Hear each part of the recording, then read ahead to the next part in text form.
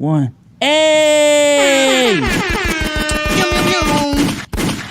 Ladies and gentlemen, welcome back to episode 269 of Let's Keep It a Buck. I don't even know if that's the right number, man. Welcome back, though. Welcome back. Shout out to the guys who hit the under on their parlays for the start time of the podcast. We started at 8:07. Yeah, I know y'all were calling us out in the comment section already, but this ain't even that bad, man. 7 minutes late. We've definitely done worse. With that being said, though, we got a bunch of things to talk about today. There's a big elephant in the room, a big cat in the room that we're gonna be talking about today. Big trade happened over the weekend. Got some other things to talk about today. The big three today is the Karl Anthony Towns trade, the failure of the CBA, and y'all were wrong about faze. Hold on. Uh-oh. Y'all were wrong about faze. Before we get started, though, let's go ahead and check in with our guys here real quick. Domo, how was your weekend? Weekend was cool, man. Just a lot of grinding, a lot of getting things done. Being an adult, took maternity photos with my girl. Some of y'all probably seen some of those on Instagram and on my stories. Went to a Diddy party. That was fun. What? What? All right. You went to a Diddy party? I don't even understand. I don't understand. I thought that Omar nigga was locked up. Omar, how was your weekend, man? My weekend was cool. It was filled with excitement. I'm clearly not in Canada. So solo me real quick. If for those that can't see, this is my room. This is my normal room. I'm not in Canada. Turns out you actually need a passport, like a actual passport, not the card. So, hey man, I'm here. Can you explain again? Because we were talking about it. What card did you have? Did you just use your ID? No. So you can purchase a passport card, and it allows you to do land. No, yeah, it allows you to do land and sea travel to like Canada, Mexico, and some other close places or whatever. But it's not the exact same as a passport. But when I went to the airport like last week to get my global entry, that's what they told me. They said, yeah, you could travel with this, because in order to get your like visa, because I needed to go to Africa, that you got to ship off your physical passport. So I shipped that off once they told me that. But then when I get to the airport, I hand a man my passport card. He looks at it like I just gave him, I don't know, a Quebec nickel. Like he was like, what the fuck? What is this? Me, you don't know what this is? Him, let's see if it can swipe. I don't know. And that's when I found out, oh, so they don't know what they're talking about. They lied. You guys are him talking about, you don't know what this is? No, I'm trying to, because, hey, look, if he don't know what it is, I don't know what it is. So, I mean, hey. Hey, W weekend. Sage, how was your weekend? Cool. I ain't gonna lie. Did another collab from the Village Hidden in the Trenches. So that's going well. Didn't do too much outside of that. Just got some much needed rest on a Sunday despite the loss my squad took. Talk about that when it's hot take time, I suppose. And then honestly, just chill weekend. Needed a chill weekend though. Hey, that's dope. That's dope. Oh, I tried Jersey Mike's this weekend just to try it out, like for real. Dom, I ain't gonna lie, man. I might owe you an apology, man. It ain't that bad. Man. Come on, man. Thank you. See, I appreciate it. At least try it first. No. It went up from like F tier to D tier. Like it ain't that bad. It's bad still. It's better than Jimmy John's, I guess. But yeah, and Long John Silver's. No, Jimmy John sucks. Yeah, yes, it's better than Jimmy John's. I mean, what did you get? Roast beef provolone sandwich, man. Nigga tried a nigga named Mike. Nigga tried Mike from Jersey. I'm good. Nigga went to Jersey. Nigga tried Mike from Jersey. Yeah, that nigga tried Mike's roast beef from and Mike is from Mike's Jersey. pastrami. What the hell? Yeah, pause. What the fuck? That's crazy, gang. What's the compy deli meats? I didn't know there was a tier list. Turkey and pastrami, not together, but just those are the only two that you should probably be eating. Are you talking about now because of the deli meat issue, or just in general? No, just is in general, turkey and pastrami. Not too much on ham. I'm about to say turkey and ham never go wrong for me, but y'all let that swine touch your tongue? Come on, gang. I used to actually. Hey man, my cousin's with a Muslim. He gave me an honorary kufi. I might lay off the pig for a bit, man. I don't know. Yeah, come on, come on now. Put the swan I down. eat pork bacon. Turkey bacon's awful. No, hold on now. No, I'll say this. Turkey bacon? From the regular grocery store, it's fine. Costco got this thick cut turkey bacon, Sage. I don't know, boy. Is it? It's every like that? turkey bacon I've ever had, noticeably worse than pork. It's low key the turkey bacon in the just regular grocery store. I'm not gonna lie, it's like sliced deli meat, but like thinly sliced deli meat. It's nasty as fuck. I ain't gonna lie. But the Costco one, that's A tier. Oh, thick cut. Oh, God. I wish I had a Costco near me. But with that being said, let's keep it pushing. Like we said today, that's today's big three. We do have a super chat. This is a super chat from A Leo, €6. When's the Let's Keep It a Buck World Tour? Shout out from Portugal. I got World Tour money. When is it? World Tour. We haven't even toured the U.S., gang. I don't. Yeah, we've just been going back and forth between like Georgia and Austin. And home. Man, shouts out to Portugal though. Like, I know some folks that speak Portuguese type shit. Suey. At this point, I do believe 1% of my viewers is Portugal. I get Portugal a lot when I ask where y'all from if you're not from America. Let me get my stereotype out though, because I heard Portugal was terrible. Is it safe in the streets for you? That's a stereotype? They just said it wasn't safe. They said they run around with machetes and it's crazy. Suey. Y'all got thugs out there? I'm gonna say, isn't that everywhere where like guns aren't common? Listen, let's keep going. I really don't like thugs. Machetes. Yeah, if you haven't subscribed already, go ahead and subscribe to the channel. We would love to read a 5-star review, but it's been a while since we had a 5-star review. So go ahead and leave us a 5-star review on the audio side of things, on Apple Podcasts, on Spotify, and things of that nature to be read on the podcast. We got another super chat right here from Jay Clark for $5. Josh Allen came to the bank and got his shit rocked. Big flock. The bank. Nah, yeah. Ravens fans are doing what Ravens fans do, but that was a big win for them. Like I said, hot take time is gonna be an interesting conversation because it's crazy how loud Ravens fans get over a week, but 2 weeks ago, but they deserve to be loud today. Hot take time when it's hot take time. They deserve to be loud though. Do people call Baltimore the bank? Nah. Isn't the arena they play in, isn't it like TD Banks or something like that? No, that's us, Alex. Oh, okay. Oh, we'll see. Okay, I'll look that up. Keep going though. I'll figure it out. Well, we're about to go to hot take or hot ass. So, go ahead. All right, let's go ahead and go to hot take or hot ass, where we judge if your take was hot take or hot ass. Starting with LeBron James. LeBron James says he can relate a lot to Caitlin Clark. I have a great deal of respect for Caitlin Clark because I know exactly what it means to be drafted, be the face of a franchise, and also get the scrutiny from a lot of people that don't believe you're ready for the next jump, don't believe you're ready for the big leagues, and just don't think you belong. And I remember that when I came into the league at 18 years old, how many people doubted me and hoped and prayed that I'd fail. And so, me watching Caitlin and seeing what she's been doing, I've been in support of her since day one because I remember myself going through that, and she has my support 100%. This is easy. Y'all go ahead, man. Y'all go ahead. Go ahead, Omar. I'll take the first shot. I have no problem doing this. My God, my GOAT, my glorious King LeBron is a notorious yapper. But in this situation, man, that's a hot take. He is not lying. His introduction to the league, I mean, we all know the famous quotes from Darius Miles and Carlos Boozer. His soon-to-be, one to be his soon-to-be teammate, the other ended up getting moved because he was coming. But guys did not think he was ready. Guys did not believe in the hype. And we all know how much hate LeBron had.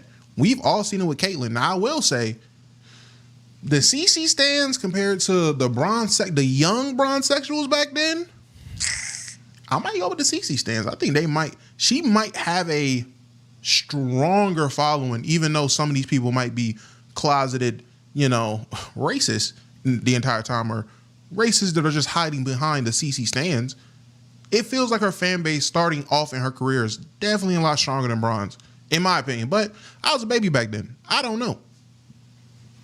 Yeah, this is easy. Domo, I agree. Granted, I'm gonna have a different talking point, but yeah, it's definitely a hot take. maybe, as Domo was somewhat alluding to, if you're talking about what the CC conversation often is today, which is unfortunate at times, then maybe it's a bit different. But in terms of a pure basketball point of view, coming into the league, viewpoint on what you will do in the league and desire for you to fail into the league, let alone be the chosen one, if you will, of the league. Yeah, it's absolutely a hot take. It's like a dangerous 1-to-1 between the two. It's just if you were to talk about where the conversation ultimately goes, that's where they get vastly different. It keeps it similar to me, sticky and similar. I said Caitlin was the only other prospect that we could even like put in comparison with her is LeBron James. So I mean this is a 1-to-1. It tracks. I don't know what to tell folks.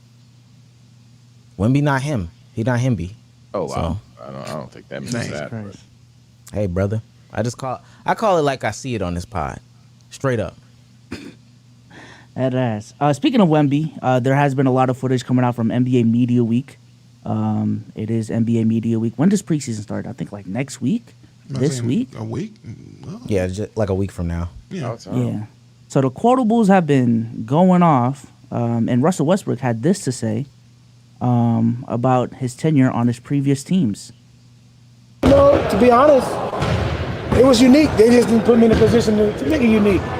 You know, I was in a position where I was playing not my position, and being able to be here and Coach Malone allowed me to be able to use my speed, use my transition skill to be able to make other guys better. Makes the game easy for everybody surround me, and that's what I love to do best. You know, Hot take or hot ass? Was Russell Westbrook misutilized all along? He was never the problem. It was always the team. I've never seen a... Go ahead. Cool. You know me. I can't wait to hate, especially on Westbrook. Hot ass. I thought going to the Clippers was putting him in the situation to start playing winning basketball again. As the Laker fan, I thought leaving us, the Clippers was putting him in his position. Isn't that what we all said last year? Isn't that what we said when he was playing good in the playoffs? Well, to be Russ fair, is that allowed to be Russ. That was pre James Harden.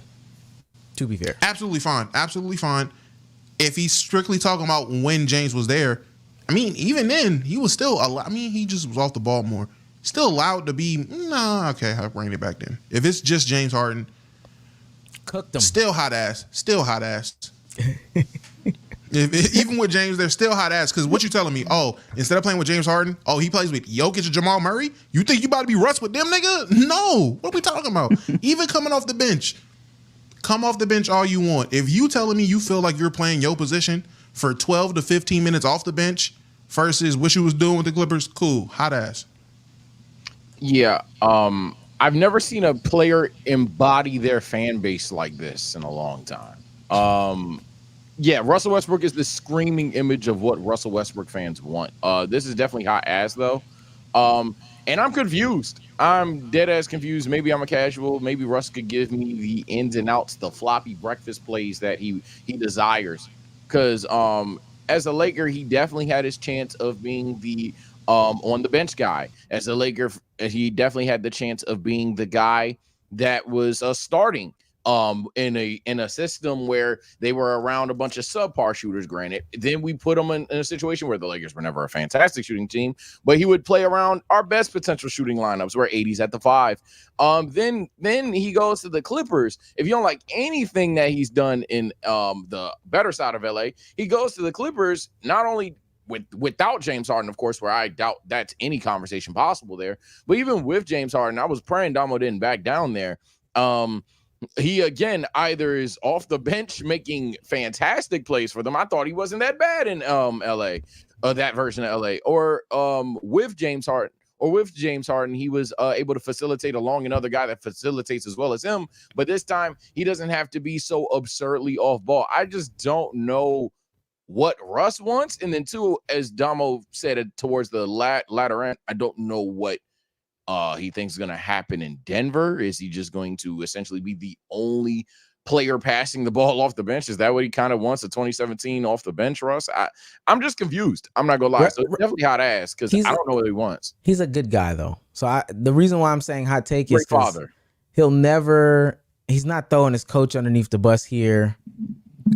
If Coach Malone told him that, yeah, man, we're gonna be running the offense through you. It's gonna be your, off the bench maybe to be your show. You're gonna be the facilitating, and when you're in, Jokic will become a play finisher. We'll do some dribble. Whatever Coach Malone told him, he bought it, and he's not selling him, throwing him up under the bridge. I gotta give him a hot take, man. I ain't gonna lie, we give Russ a hard time. If we're talking about guys we want in our corner, Russell Westbrook is up there to me, man. We don't even give Russ a hard time, man. I'm not even gonna let a Russ fan clip onto that. We do not give Russ a hard time, especially these last 2 years.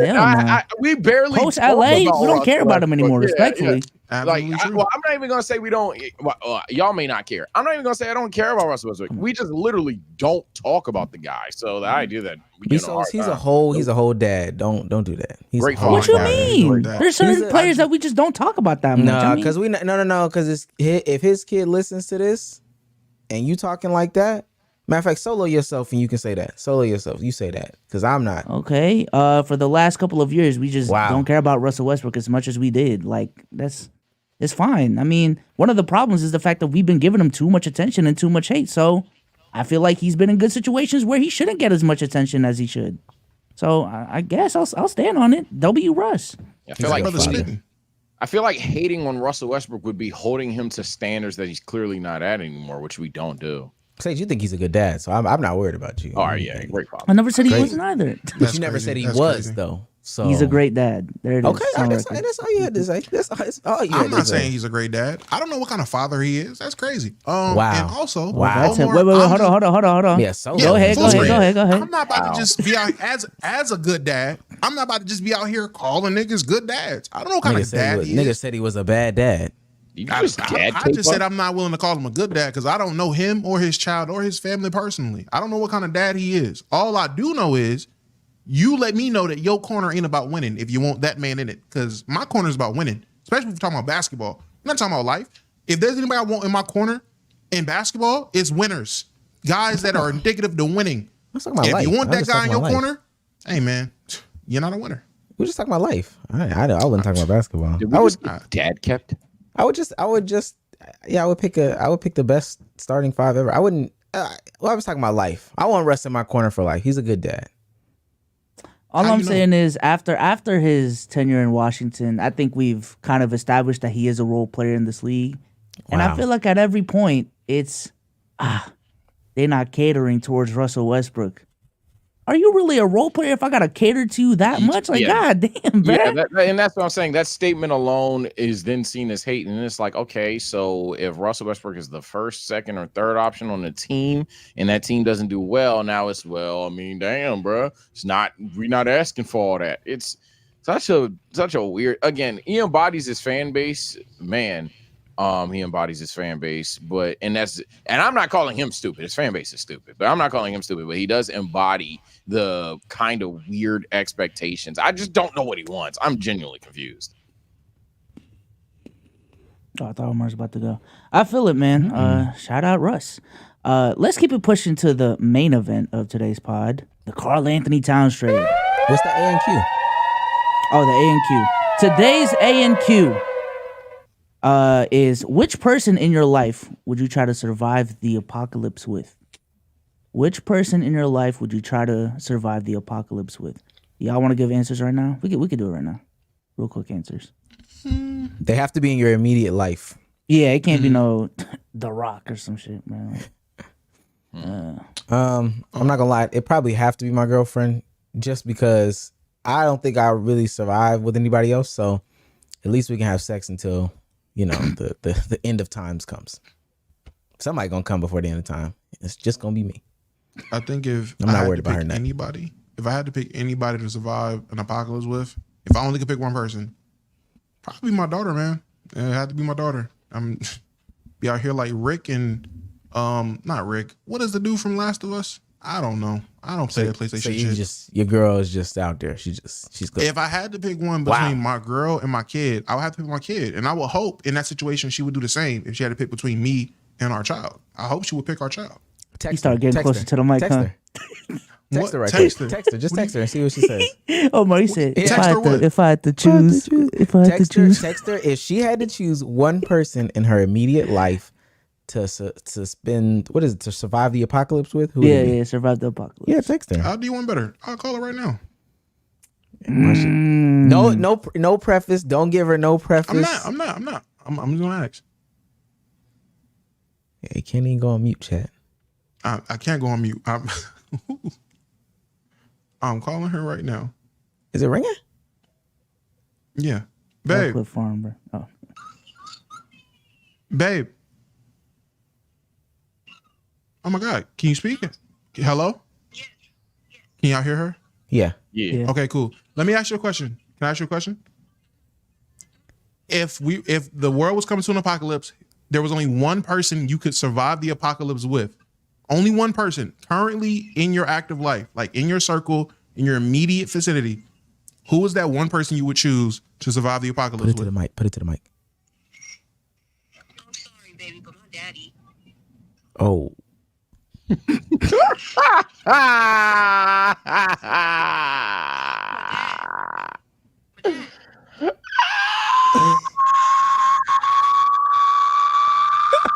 Gang, you should have learned from me, man. You don't do these live calls, bro. So what happened to Lyric? You got the kids. Baby, only one person can survive. It's only gonna be you and this other person. Shoot, we got two kids though. Only one's here. Only one's here right now. Cadence ain't here yet. Oh man. So I have to pick between you or Lyric. Yes. Or her dad. Or your dad. Hey, apparently your dad. I thought you meant like who gonna keep me alive. No, you. Oh, it got worse. Shoot, Who did she I choose? guess you. I pick who? guess. Boyfriend number 2. You say you guess me. You still there? You guess me. You guess me. He said out of convenience to me. So Lyric just out back. She can't help. She can't even. Okay. All right. Yes. All right. My bad. Man, oh man. Hey, you did that shit with confidence, man. You should have learned from me, man. The Drake incident. God.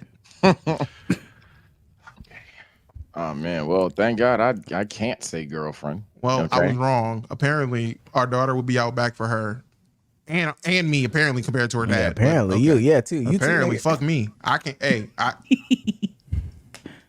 I'm not about to get mad. Too late. Sage, who you got? I'm gonna go ahead and say Unc or my oldest family member. Your oldest family member. What? Absolutely. I'm doing this shit dolo. Whoever it is, hey, yeah, we thugging this for like a couple days, my nigga. I got thug these. I ain't gonna lie. And then you Yeah. Now that I think about it, I'm probably not gonna survive. I'm gonna go to Omar answer, man. That's actually a good answer. smash it out, man. It's Smash raw. or pass. It's raw. Stop taking that birth control. Let's get nasty. Why not let it fly, right? Splash.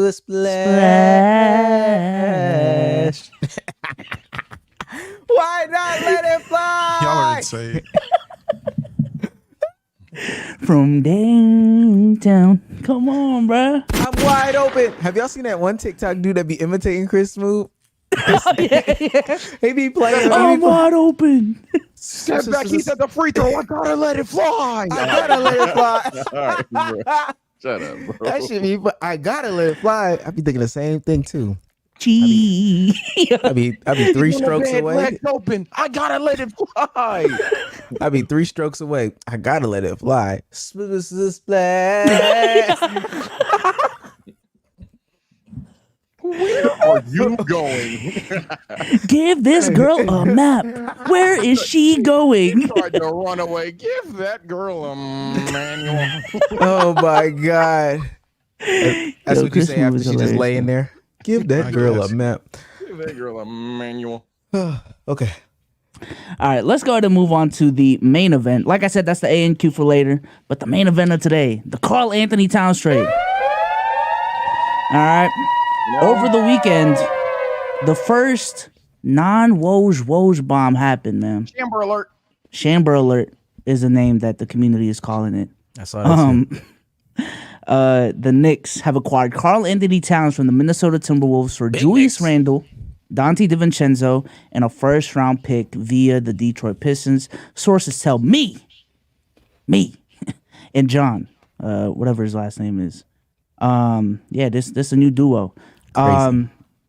So apparently this trade isn't complete yet, like finalized. So there's still a small chance that all of this can go haywire. But assuming that this trade has gone through, there's definitely a lot of talking points and discussions regarding this trade. Some people have made the argument that this is actually a lose-lose trade, and both teams did not benefit from this trade at all. And there's also been conversations about the CBA and why this is an example of why the CBA failed. So I guess let's just start off with just initial reactions from everyone. How did y'all feel about the trade? Who won? Who lost? Is this a needle mover? And things of that nature. Well, I got hard, so it's definitely a needle mover. My Knicks are on top. Not worried about Boston. I think if I'm not mistaken, I had already picked them to come out the East this year. This solidified it for me. The people that are saying lose, guys, I know sometimes people just want to say stuff on the internet, especially if you can't elaborate, which is something I'll talk about later on. Stop talking. Just close your mouth. Just be quiet, especially when the real winners are in the building. And that's my Knicks, man. Oh, I don't know about the Timberwolves. Anthony Edwards, please get out of there fast. The fast way. Okay. Well, as a person who initially seen this trade and first thoughts was lose, I've thought about it. I've looked at everything, looked at both situations post-trade. I reneged those statements I made. It's a win-win, depending on one thing for the Knicks, though. Mitch Robinson has to stay healthy for it to be a win for the Knicks.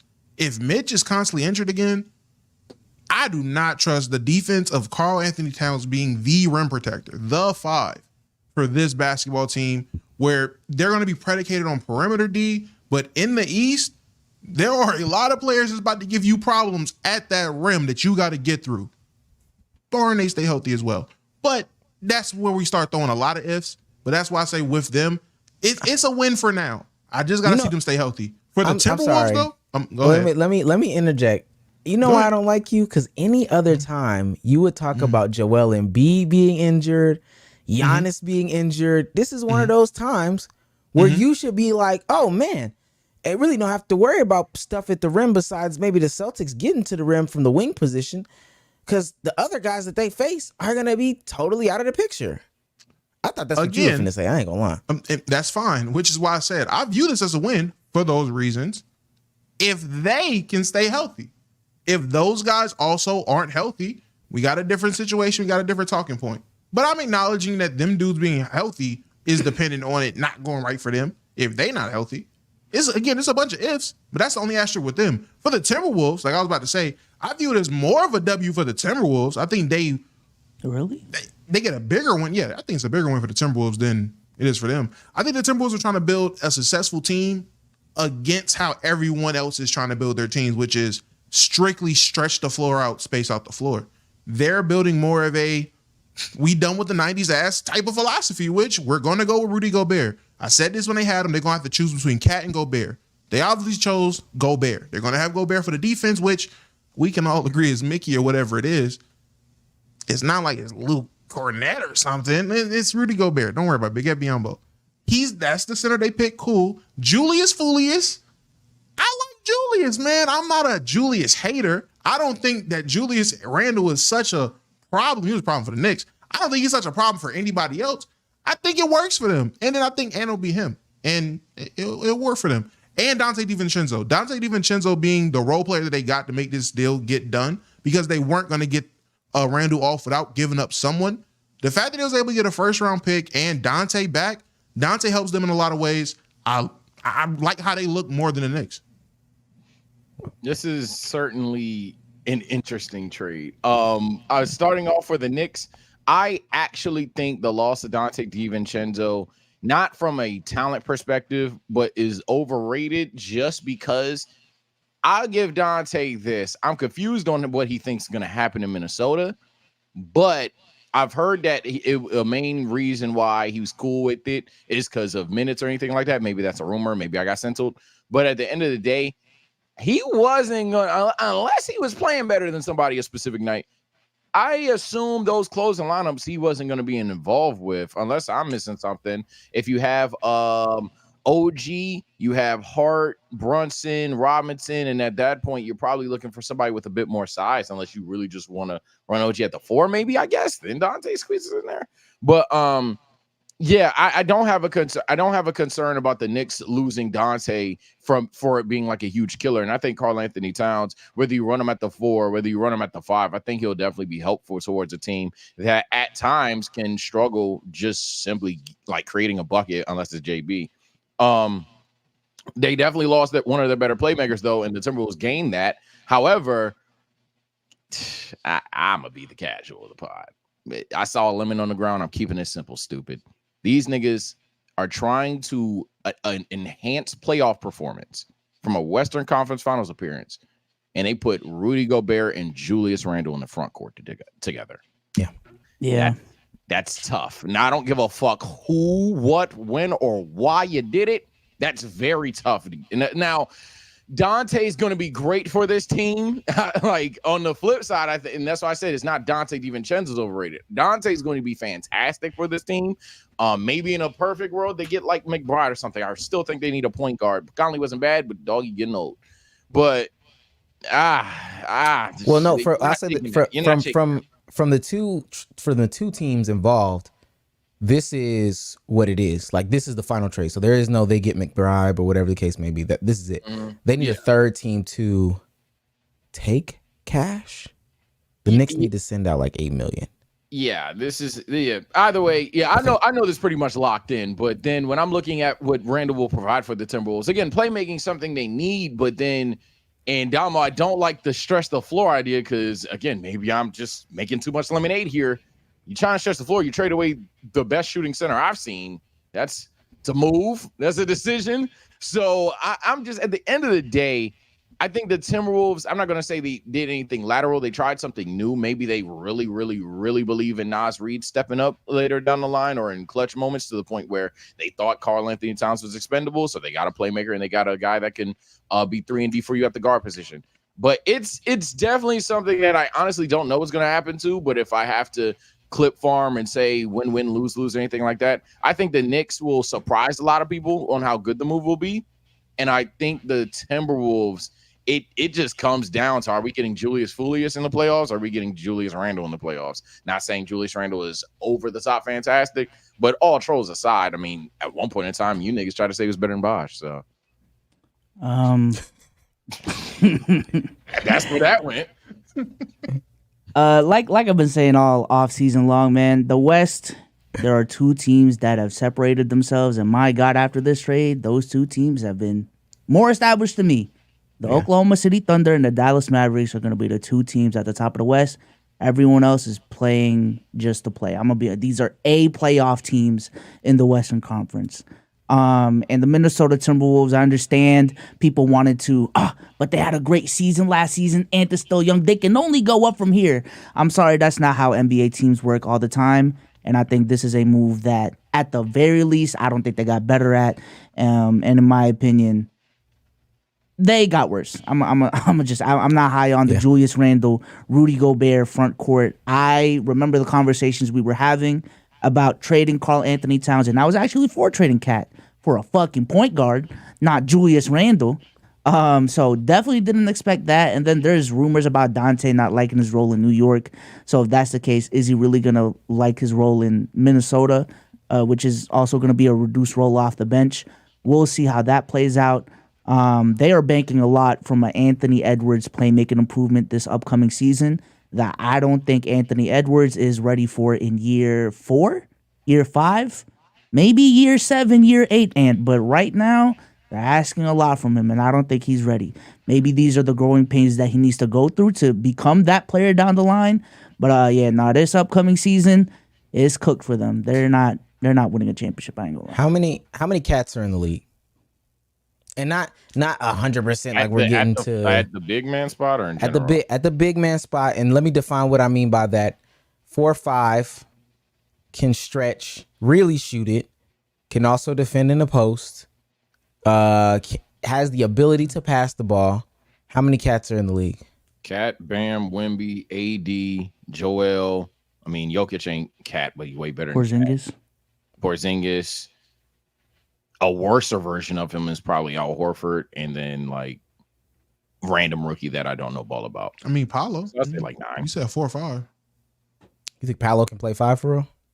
Small ball 5. I mean, he played in the Olympics. That stretches. Okay. And even on the Bam one for Sage, I don't. Just the only thing that Bam would be missing is the true range. But so basically sound like superstar bigs, right? You said Wemby, you said Jokic, you said Embiid. These sound like superstars. There's some other guys there, but even the point of Bsolz, Kristaps Porzingis, which 4 for Porzingis, but ultimately Porzingis, cool. Sabonis. I don't know if somebody said that. But I didn't say Sabonis. Yeah. Stretching it all the way to the 5. I mean to the 3. I mean, You're not doing that. He don't shoot like They're cat. not doing that either, to He be honest. don't shoot he's like not cat. shooting like cat. If that's the, I mean, and not even. I feel No, they don't shoot like he can cat. shoot a jumper. I mean, he's not. But yeah, I wouldn't leave Sabonis dependent open. on them. I got you. I get it. In the You three, talking I about the would. 3? You talking about the 3? It's fine. Yeah, I talk about Y'all leaving Sabonis open in the corner? at Yes, the 3. yes. All right. Go At the beat us. 3, Go yes, ahead, gang. but in terms of like a jumper, like I know the nigga can shoot. Yeah, he can hit. Yeah, we're not saying he can't hit. And But he no, can no, hit the 3. if you're holding shooting against them, I'm not arguing. Like I said, Yeah. cool. I Yeah. get Yeah, it. I'm not caping for Sabonis 1.1 attempts. And the reason why I asked that question is because I think, at least for me, and this is my big thing, but you know, I might be on some of those sides of basketball Twitter and these basketball conversations. What the Celtics just did is the way that a lot of people need to be looking at their team and trying to construct in that direction. Maybe he's an era too soon or what, but I think Karl Anthony Towns is like that type of guy. You can talk about his defense all you want. He played very well in the Denver series, in my opinion. I've also known him to be able to play defense. This isn't him back when Jimmy Butler was on the team or whatever the case may be. I think the collective that they have in New York can get a little bit more defensive juice out of him in a bunch of different regards. They have a bunch of versatility on that team now. I loaded up in 2K, of course. Those guys, they look good. They look good. Now, maybe depth from the 4 position, from the true 4 position, maybe the conversations, but I mean, even Josh Hart held it down a little bit last year. I don't see this to be anything but a win for them. And then on the other side, it's a loss to me. Yeah, you could argue the Knicks got better defensively, which nobody's talking about. Because even if you think Cat is like, to put a grade on it, what's the low ball for Karl Anthony Towns? Like a C? I mean, are we saying Julius Randle's the same level as Cat defensively? I think He's better, but yeah, I think nothing there's to a brag lot about. of footage that says Cat's at least better if you don't think by a wide margin. So I think that they definitely got better defensively. They definitely needed the size. Man, I'm imagining if this team had Isaiah right now, I think I'd really be high on this trade because at that point you can solidify Cat playing the 4 for like I don't know if it's his first time, but you could like lock in Cat at the 4, and at that point, yeah, that's a damn good team. Let me go over to the He Knicks. just had 2 years with Rudy Gobert. Yeah, I think he was I a solidified 4 then. Yeah. My bad, I'm tweaking. Now let me just go over to the Knicks because I want to give them a round of applause, man. I want to for the offseason that they had, bro. Let me tell, because this team is giving me when like everyone was sort of afraid of the Warriors, talk about no one can beat them, and then the Rockets were just going all in. Fuck it, we gonna be the one to beat them, and they almost did. I think this Knicks team, with the way certain people are talking about the Celtics, is that for the Celtics. Man, fuck them. We are not about to be pussy. We have a championship window right now. We are getting Mikal Bridges. We're re-signing OG. We're getting Jalen Brunson back. We're bringing in Karl Anthony Towns, like all of these different trades. So I got to give them a round of applause for that alone. And I think that establishes the right mentality for this New York Knicks team this upcoming season, which is going to be a really big season for them. Karl Anthony Towns and how he fits, I honestly really like it as well. There's some questions defensively when you roll out lineups of like Mitchell Robinson, Cat, and Jalen Brunson, because Mitchell Robinson's slow-footed big. Karl Anthony Towns can still get abused in certain scenarios. Jalen Brunson's a small point guard. However, what Karl Anthony Towns does bring them is a lot of lineup versatility that they just didn't have. And I would say their biggest weakness going into the season, outside of, I would say, additional perimeter playmaking alongside JB, would be shooting from the big man position. Because like who would be their bigs this upcoming season? It would be Mitchell Robinson, which we said he's going to be out for a minute. He's going to be injured. Precious Achiuwa still on this team, right? Yeah, Precious is still on the team. Yeah. And Jericho Sims? Yeah. And then you probably have to run OG at the 5 at times, maybe to get some shooting on that 5 position. But having Cat there definitely answers that problem. You can go really big too. Run lineups of Jalen Brunson, Mikal, OG, Cat, and Mitchell Robinson. Outside of JB, I have 4 guys that are 6'7" plus. Man, that's a squad right there, man. That's a squad. Cute little squad. So, shout out to the Knicks. Calm little squad.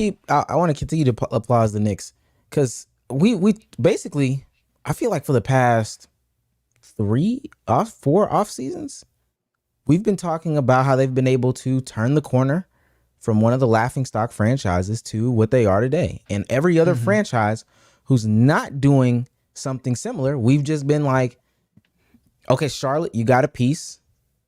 Can you build on it? Atlanta, you got a piece. Can you build on it?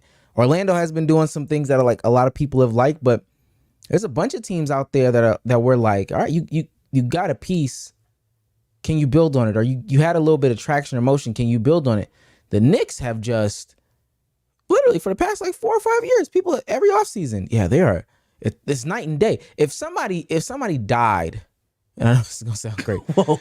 If somebody died in 2016 or whatever, 2017, and then you died, and that y'all were both in heaven, and they asked you about the New York Knicks, you would have to go up there and tell them, not gonna lie, they're one of the best 5 teams in the league. They would be like, yo, get the fuck out of here. Did they let Charles Oakley back in? That's exactly what they would say to you. Especially being as a fan of a team, especially being a fan of a team that's it's Atlanta. I'm taken aback. I'm just like, wow, this can be done type shit. No, evolution on top of that. So as a Laker fan, my God, right? Holy shit. It's not like they're doing it the Knicks way or because they're the Knicks. Jesus Christ. Furthermore, I mean, I'm not necessarily calling them like the Warriors either, but for the love of God, I don't think Bsolz was. But yeah, I thought this of the Knicks prior to this move, that they were all in, and I have respect for that. I think a lot of teams in the 2020s are going to have to do that to get a championship, especially if you guys are going to label this the parity era. People are going to have to go all in on these championships year by year. And then I'm just thinking about this team, and I don't mean to double down because it's going to come down as hate or whatever, but I'm really just thinking about it more.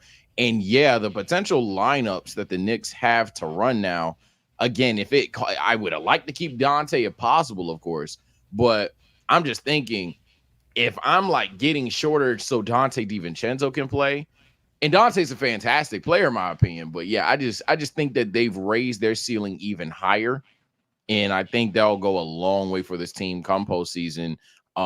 Especially, and this is not going to be the case because we know how all these teams get down, but especially if everyone's healthy, I think there's a better impact on the floor and closing moments of the game to just, hey gang, look, Dante's cool, just run hard at the 2, OG at the 3, and just bring out a big that can stretch the fucking floor, and whatever power forward is getting boards tonight. And maybe if we want to go smaller, then I bet or just run Brunson, Josh, Cal, OG, Cat. I think they have a ton of I think they actually have more versatility than having essentially 4 two-way wings, 2 really good point guards, and then a big man. I think they have much more versatility now. Duke's gonna surprise y'all too. I'm Miles just McBride. gonna. Yeah, that's what I'm talking about when I said 2 point guards. I fuck with. He's gonna surprise you. I'm gonna just be honest. It's just not moving me because I'm not a cat guy. Never been a cat guy. Was out on cat a long time ago. I understand and get what everyone is saying, and I get the hype, and I understand the dynamic that he brings to the Knicks, which is why I can view it as a win. Taking a step back from being a hater, I can get the addition by the subtract, and also the addition by subtraction of a Julius Randle. I do see.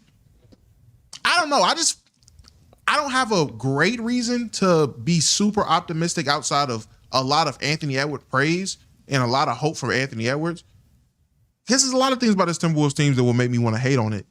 I just don't want to hate on it. I don't know why. I can't explain it. I'm about to It's say, a lot of reasons why people, it makes sense for me to hate on this team. But I guess because of how much I like Ant, I refuse to hate on it. I just got to see it play out. Because I do see a world where them going essentially anti-establishment with the team building. I know Bsolz said he's out on the Timberwolves because of, if you're going to move off of Cat, at least get a point guard. Maybe Rob Dillingham's that point guard for them. Again, another guy where it's like, I called him Bo Highland, but it makes sense for me to hate. I just don't want to hate. I don't get it. I don't know why. It makes sense for me to hate. I just don't want to hate, man. I hate to be this guy, bro, but like, I think y'all are skipping over. I think their answer at playmaking is literally like low-key Julius Randle. I think they're literally just going for, hey, bro, we ain't got no fantastic playmakers over here.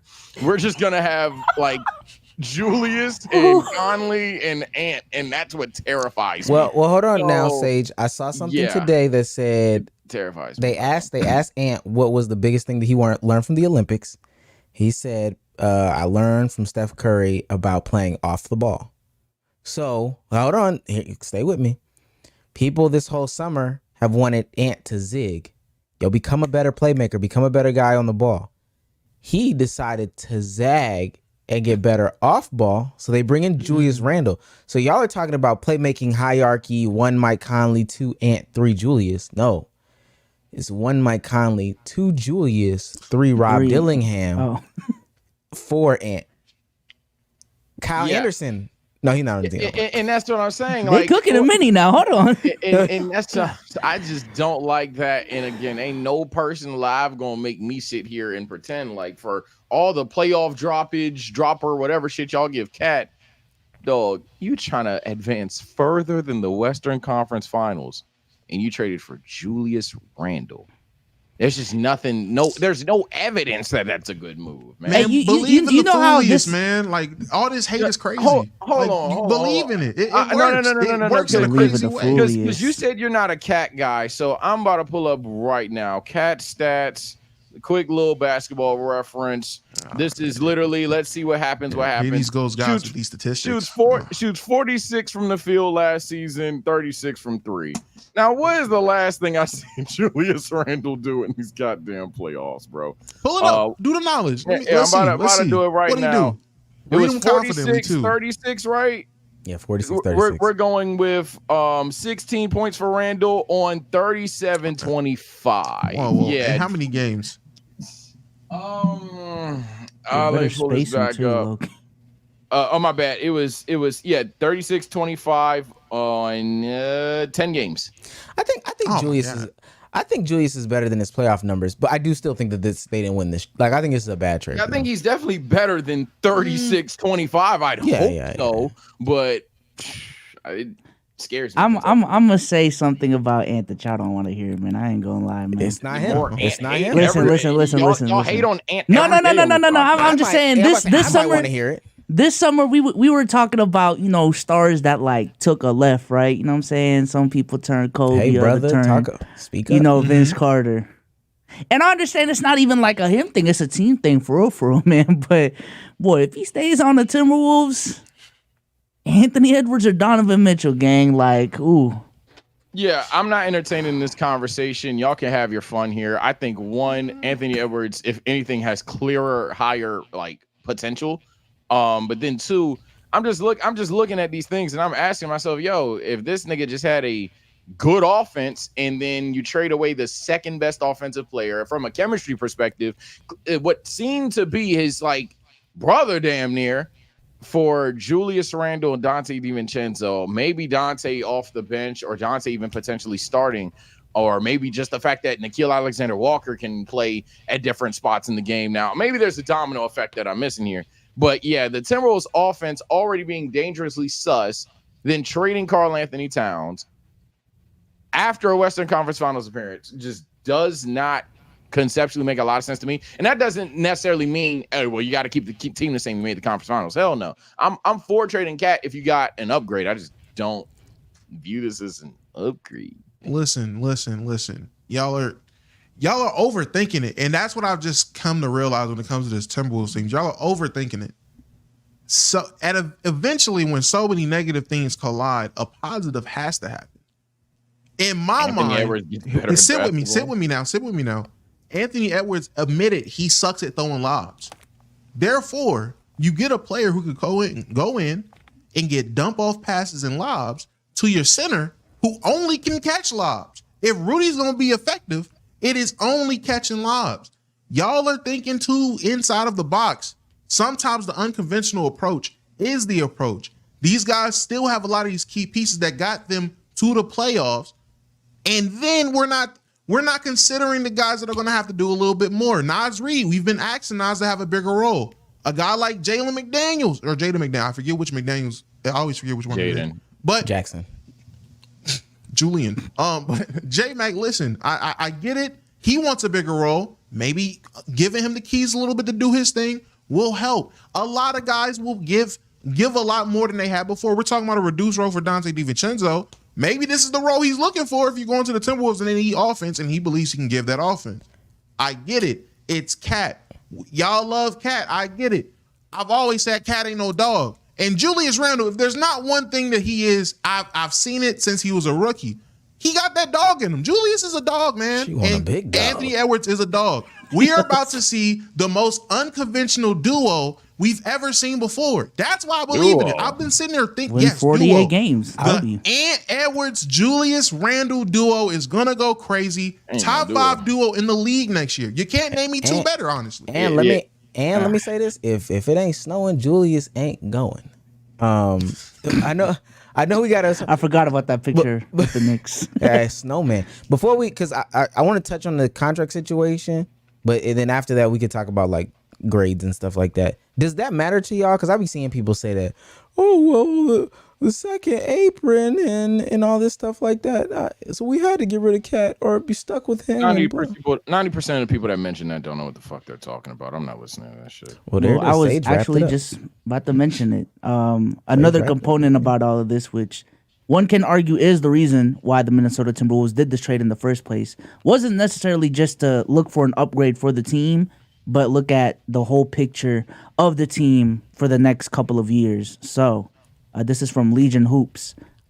Simple to understand why the Timberwolves made this move. Karl Anthony Towns was due $220 million over the next 4 years, more than they could afford. They offload Cat's contract and go all in on Naz Reid while acquiring Julius Randle and Dante DiVincenzo in the process. Essentially, this move is not a move just to like they don't. It's not necessarily they think Julius Randle is going to be better than Cat for them. It's we need more roster flexibility, and we need to have financial flexibility to pay Naz Reid when his contract is up, to continue to pay Ant, Jaden McDaniels when his contract is up, and all of these different things. Are y'all looking at this trade more favorably because of that, or not? No, just don't pay Naz Reid. Like, Naz Reid is one of those, like, you know, the cool, like, he's one of the cool kids players, like Bones Highlands, Rob Dillingham, who else? The cool kids love Kobe White, Jalen Green, mostly guards. OG Anunoby. No. The real cool. That's the analytical kid. I'm talking about cool kids. I think different. I think he's the analytical kid's favorite. But I'm talking about the ones that like wear V-Lone and shit like that, like that wear Scullies to hoop. That hoop in Crocs, you know, the little TikToks where the kids be hooping in Crocs. Yeah, he's one of those guys to me. But I think it's hard to replace Cat. So I think they've had Cat for so long, they were kind of willing to let it slide, especially with what they got now. You got to think this is a team that, and I don't know how much front office change they've had, but I think the people is the guys the GM now the same GM from back then. I doubt it, but I have no the fuck idea going. I would just say, I mean, he's been there for a minute, and eventually, again, I've been out on Cat. Going forward, you got Ant as the number one guy. I don't think Cat was going to be in a position, at least with the Timberwolves, where going down the line, they could just see him riding out being a 2, especially when you have a lot of these other pieces and you could just move off of him and get a guy, in my opinion, one level below, get you a role player who's definitely, in terms of role players, an A+, and have flexibility to sign the guys that you like now. And even a guy like Naz Reid, who's shown you he can give you a lot of things you want from Cat in the first place. I don't see it as much as a negative, in my opinion. Man, but between me being portrayed as a Glazer, Omar portraying himself as a hater, and then Domo and Bsolz more so going like, whatever just happened is what I think. Man, I do not like our discourse on the Timberwolves. I don't like how we talk about the Timberwolves, man. I don't know. There's such a question mark for me. There's such a question mark for me now. It's genuinely like either you blindly believe or just outright know it's gonna be awful. And because I like Ant, I'm a blindly believe, man. Yeah. Well, good luck, man. They're just not built. They're just not built to contend for real. Just watch when them balls roll out, man. Check up, man. Ball up top. That sounds good till they end the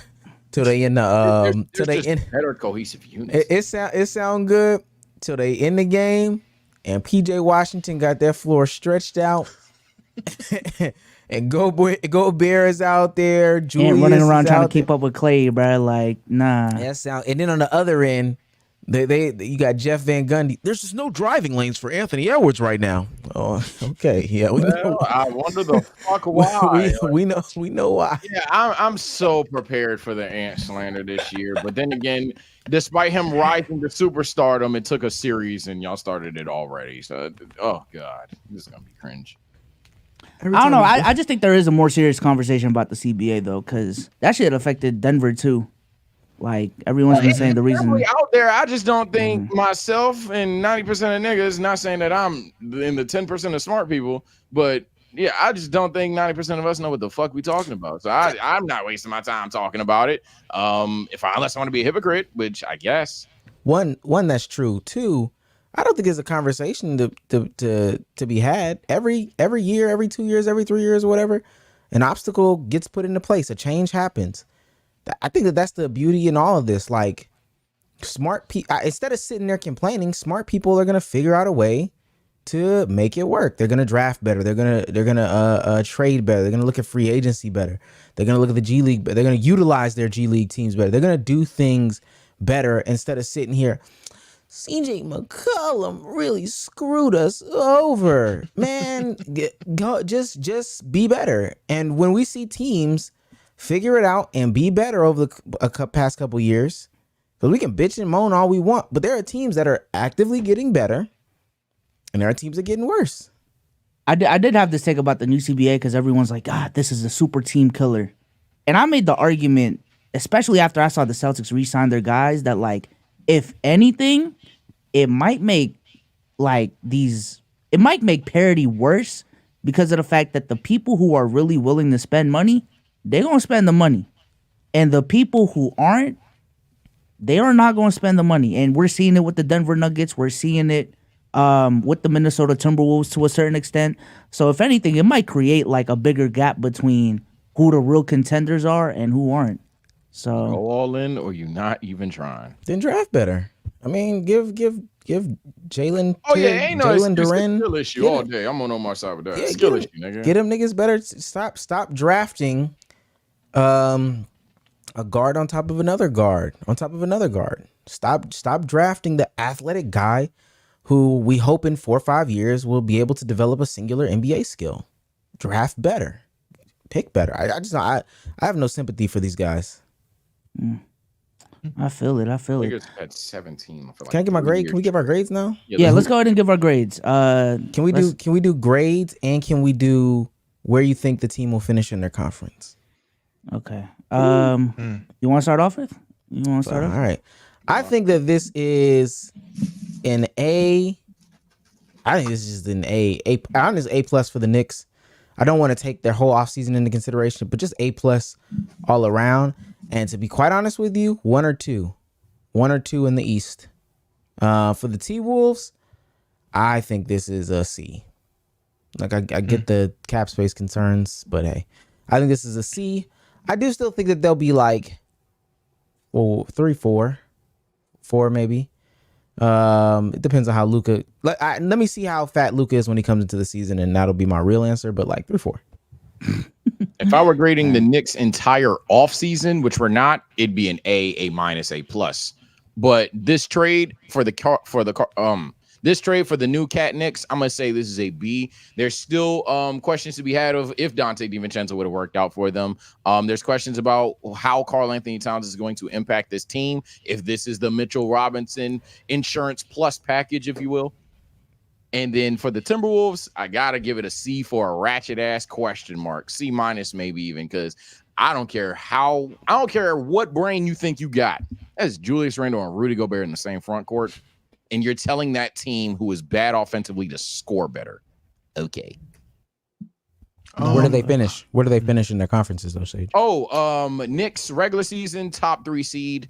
Postseason probably like conference. I'd be disappointed if they didn't make a conference. Facts. Finals.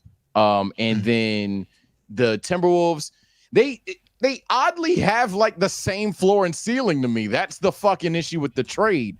I'd say like top 4 in the West. The West is very much susceptible to change all the time. But yeah, I'd be kind of second round. No, I'd say second round. I would keep it quick. Knicks B plus, teetering on A if they stay healthy, but B plus in terms of the entire off season. And I have them third in the East. With the Timberwolves, I'm gonna go with a B plus as well, and also third in the East actually. Third in the West. I'm gonna go A minus for the Knicks. I'm gonna go D for the Timberwolves. For the Knicks, top 4 seed lock. If I were to put money on it, probably 2. I'd go 2, man. I'm pretty high on them. And then the Timberwolves, 6 seed, 5th seed. I ain't gonna lie. They might be the team that declined for like when we were talking about it. Nah, I don't like this trade, bro. I really don't. How many teams in the West are you just I can't wait. I'm gonna remember this day. The Thunder, the Mavs. I think I said the Nuggets were about to decline. Still be better than these niggas. The Nuggets declined. The Clippers declined. I think the Grizzlies are gonna have a really good Grizzlies season gonna remind you how good the fuck they are. Yeah. I can't wait for that. Oh my lord. Y'all call me a jaw glazer. That's just a good basketball team. Okay. And then I just had it. Phoenix. No. I think Denver's still gonna drop from what they had last season, but honestly, I still think they're gonna have a better record. They still better than half the damn West. Yeah, so I'm gonna go Denver, and then that's when Minnesota starts falling into the mix between them, the Suns, maybe the Lakers. Should be. I fucking hate the Lakers. I just don't. And this is the last thing I'm gonna say on it. I just don't like if Rudy gets into trouble. I can see a situation where Rudy's getting into trouble versus like a Denver, and they're like, Nas, go in there and get Yoke, and then Jokic is. Yeah, they did that, but they also had Cat there. Now they're gonna do that, and they have Randall there. Jokic is gonna be like. But the one thing that they did, the one thing that they were doing, they had Gobert roaming off of the ball to stop that lob pass to Aaron Gordon that kills everybody.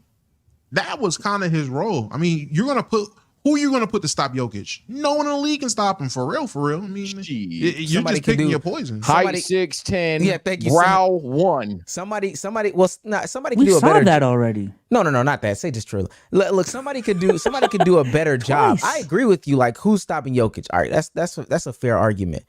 But we just traded Cat, who was a pretty good post defender for All right, Julius, get out there and guard Rudy roam around.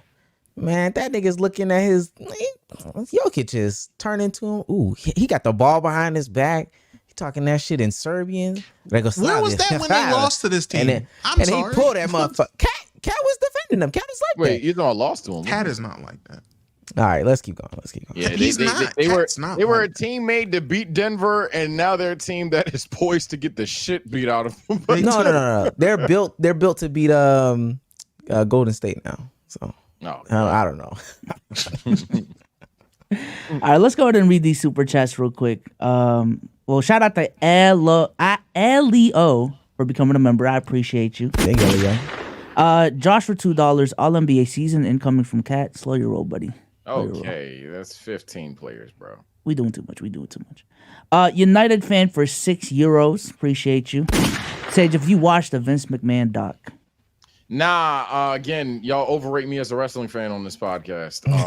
I keep telling y'all that. Y'all keep one ear out the other. That's my life, bro. I keep telling you niggas. I'm tapped into Twitter. That's about it, bro. Would you? I actually have that. That doc. Oh no, he's a sick man with sick thoughts. But yeah, I haven't seen it. Did y'all? Well, two things. One, are you like a t-shirt wearer? Like, would you wear wrestling t-shirts or no? That's too much. It depends who. Right now, fuck no. But it depends who. And then two, did y'all know the people that made the Nickelodeon Quiet on the Set doc? They're making a P Diddy doc.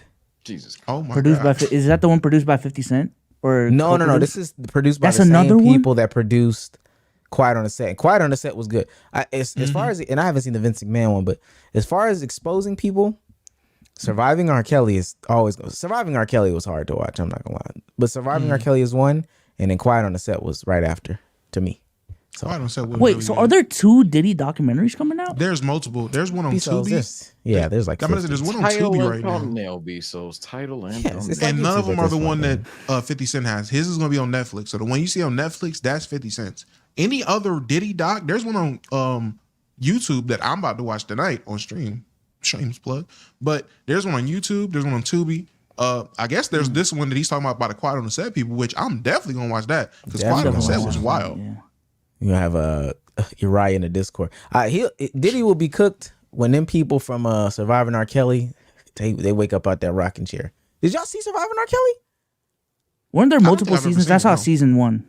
Damn. Season 1 was disgusting. Season 1 was yo. Yeah, nah. Season 1, I've never watched something and been like, I've never nah, got pissed after Yeah. watching some shit, right? And I was like, yo, we gotta pause, gang. We gotta pause. Just I've never seen it. Oh, Domo. It's actually not, all jokes aside, it's a hard watch. It's a really hard watch. I just didn't know how evil he was for real. Like, damn, you made R&B music and did all of that. Like, god damn. It's a tough watch. That's crazy. watch That's it. crazy.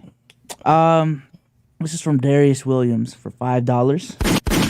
Roll Tide Roll. It was never a rivalry. Did y'all watch that game? They smacked the shit out of them. No, I didn't watch it live because I was streaming. My chat tried to overtake my stream with the Roll Tide shit. It was like 2 niggas though, to be fair. Nah, they smacked the hell out of them boys. That was I randomly put it on, and the first quarter I watched it. I think Alabama went up 3 touchdowns, and then Georgia got another one, and then they got another. They were up 3 touchdowns essentially by the end of the first, I believe. And I was like, all right, man, on to the next thing. This is a blowout.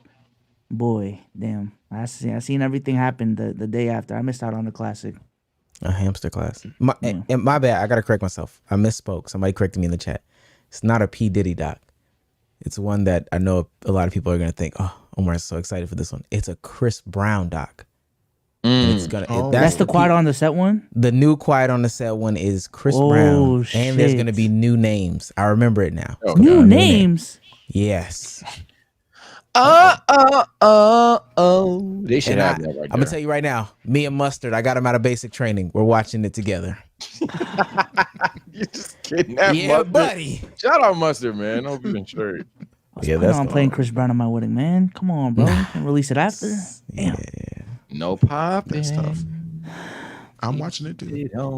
Domo, what were you about to say about the We might have game? to watch that as a family. No, Oh, okay. yeah, I Shouty, did not. shouty. I ain't gonna lie, we might have to do that. But no, I didn't catch the game. Only caught the highlights. That 17-year-old is a problem. I ain't gonna hold you. That nigga's a dog. Oh, yeah, that spin move he had. They say he's the Kyrie of football. I don't know enough about football. He is shifty. I seen some of his tape. Oh my God. No, buddy, a problem. He is a motherfucking dog. Let me be very clear. That nigga had a dead leg spin. Like that's some shit you'll try in NCAA CFB 25. I forgot it's out now. Yeah, no, that move was nasty. He's who everyone thinks Travis Hunter is as a wide receiver. I'm gonna say it. I'm gonna say it. I'm gonna say as a receiver, he's who everyone thinks Travis Hunter is. That's my take. Hot take of the week, buddy. I think these Colorado niggas have 5 brain cells. A couple of my friends literally went on to say that Shedeur is probably a top 5 quarterback in the NFC today. So trust me, I've heard the dumbest possible takes about that squad. That nigga Travis Hunter, you got a lot of dip in your chip, player. That nigga. Hey, I said what I said. Good at football. Put that on the shirt, buddy. That nigga is stupid good at football. I'm not gonna glaze. Well, it's gonna be glaze. Do y'all feel like y'all knew somebody back when y'all was growing up who, like, whatever sport it was, they could do it? Mm-hmm. Yeah. I feel like that's Travis Hunter. I feel like if you, and position too, I feel like if you put if Shedeur went down and they were like, yo, we need you to play quarterback, he could do that. I feel like if you put golf clubs in his hands, did y'all see the footage of him playing basketball? Mm-hmm. Mm-hmm. Yeah, he looked like you hoop, right? Like not to the highest level, but he looked like you hoop. Yeah, I would say he looked like if you gave him a summer though, Sage, he could hoop to the high. He could put his name in the draft and dead ass be drafted. Travis Hunter is definitely a like no glaze. He's just a good athlete. I guess maybe if we were keeping this to a strictly receiver conversation versus football player conversation, because then maybe I can buy the 17-year-old. He definitely has higher upside, by the way. He's 17. But yeah, I don't know. But they might put Trav at corner wing in the league, but that's about it. And I don't think they do want to do that. They're gonna put that boy on the wide out. I seen a stat that said Georgia's only lost 3 times the last 3 years, and it's all been Bama, man. Damn. Yeah, that's crazy. That's the flip-flop 1-2 rank thing going on in college right now. And mind you, and this is I wish this was more of a college podcast, because like at the end of the year when Georgia's like number 5, niggas gonna be like, oh, I think this year they expanded, but when he's doing they're 5, people are gonna like, oh, they lost in week 3, week 4. Yeah, I hate. Yeah, so I've tried to get into the WNBA and college football. My thing about college football in chat, this is a genuine question. I know you niggas love fucking dick sucking.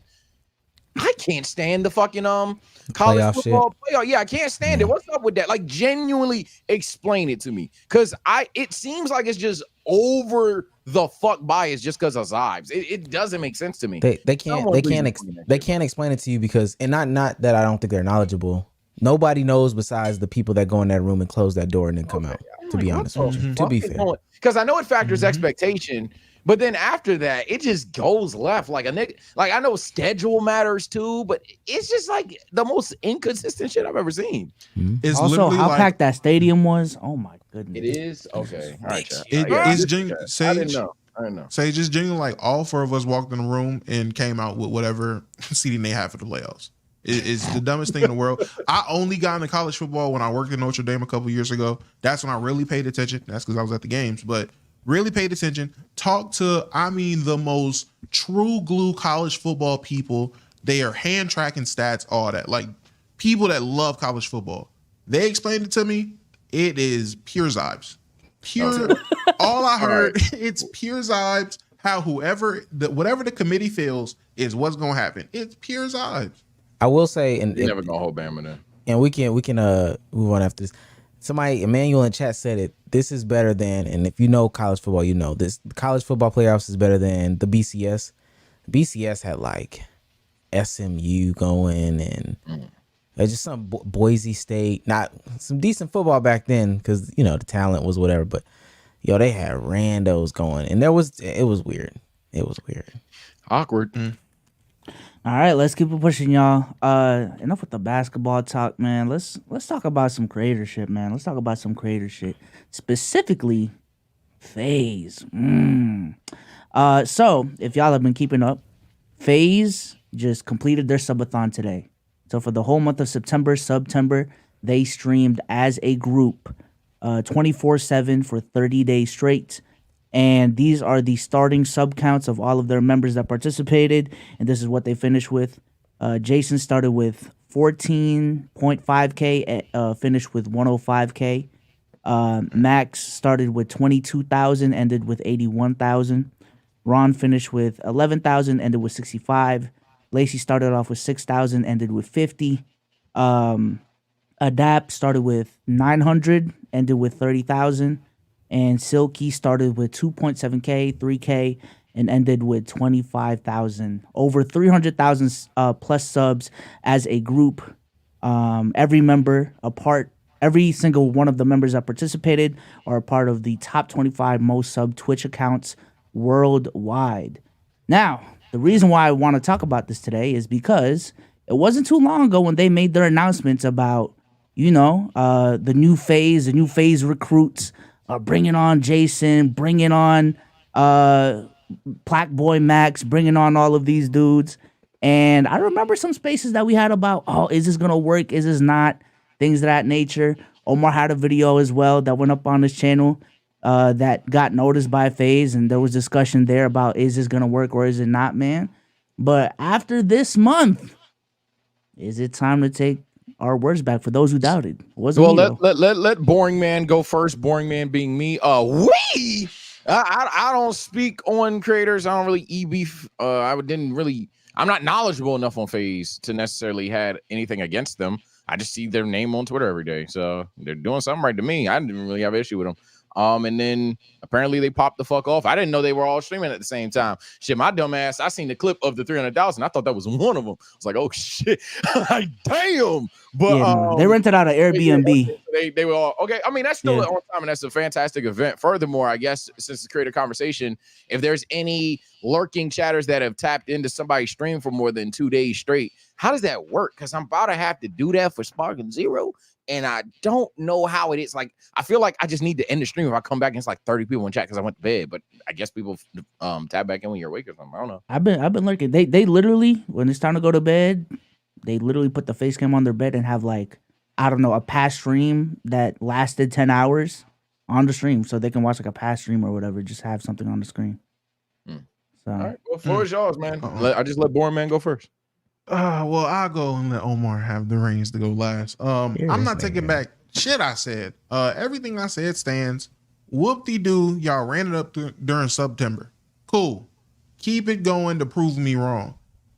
I never doubted their abilities to be able to market themselves or do some exploratory shit like this. Cool, whatever, buddy. I'm not sold. I'm not sold at all. Keep this shit going. Let's talk in March.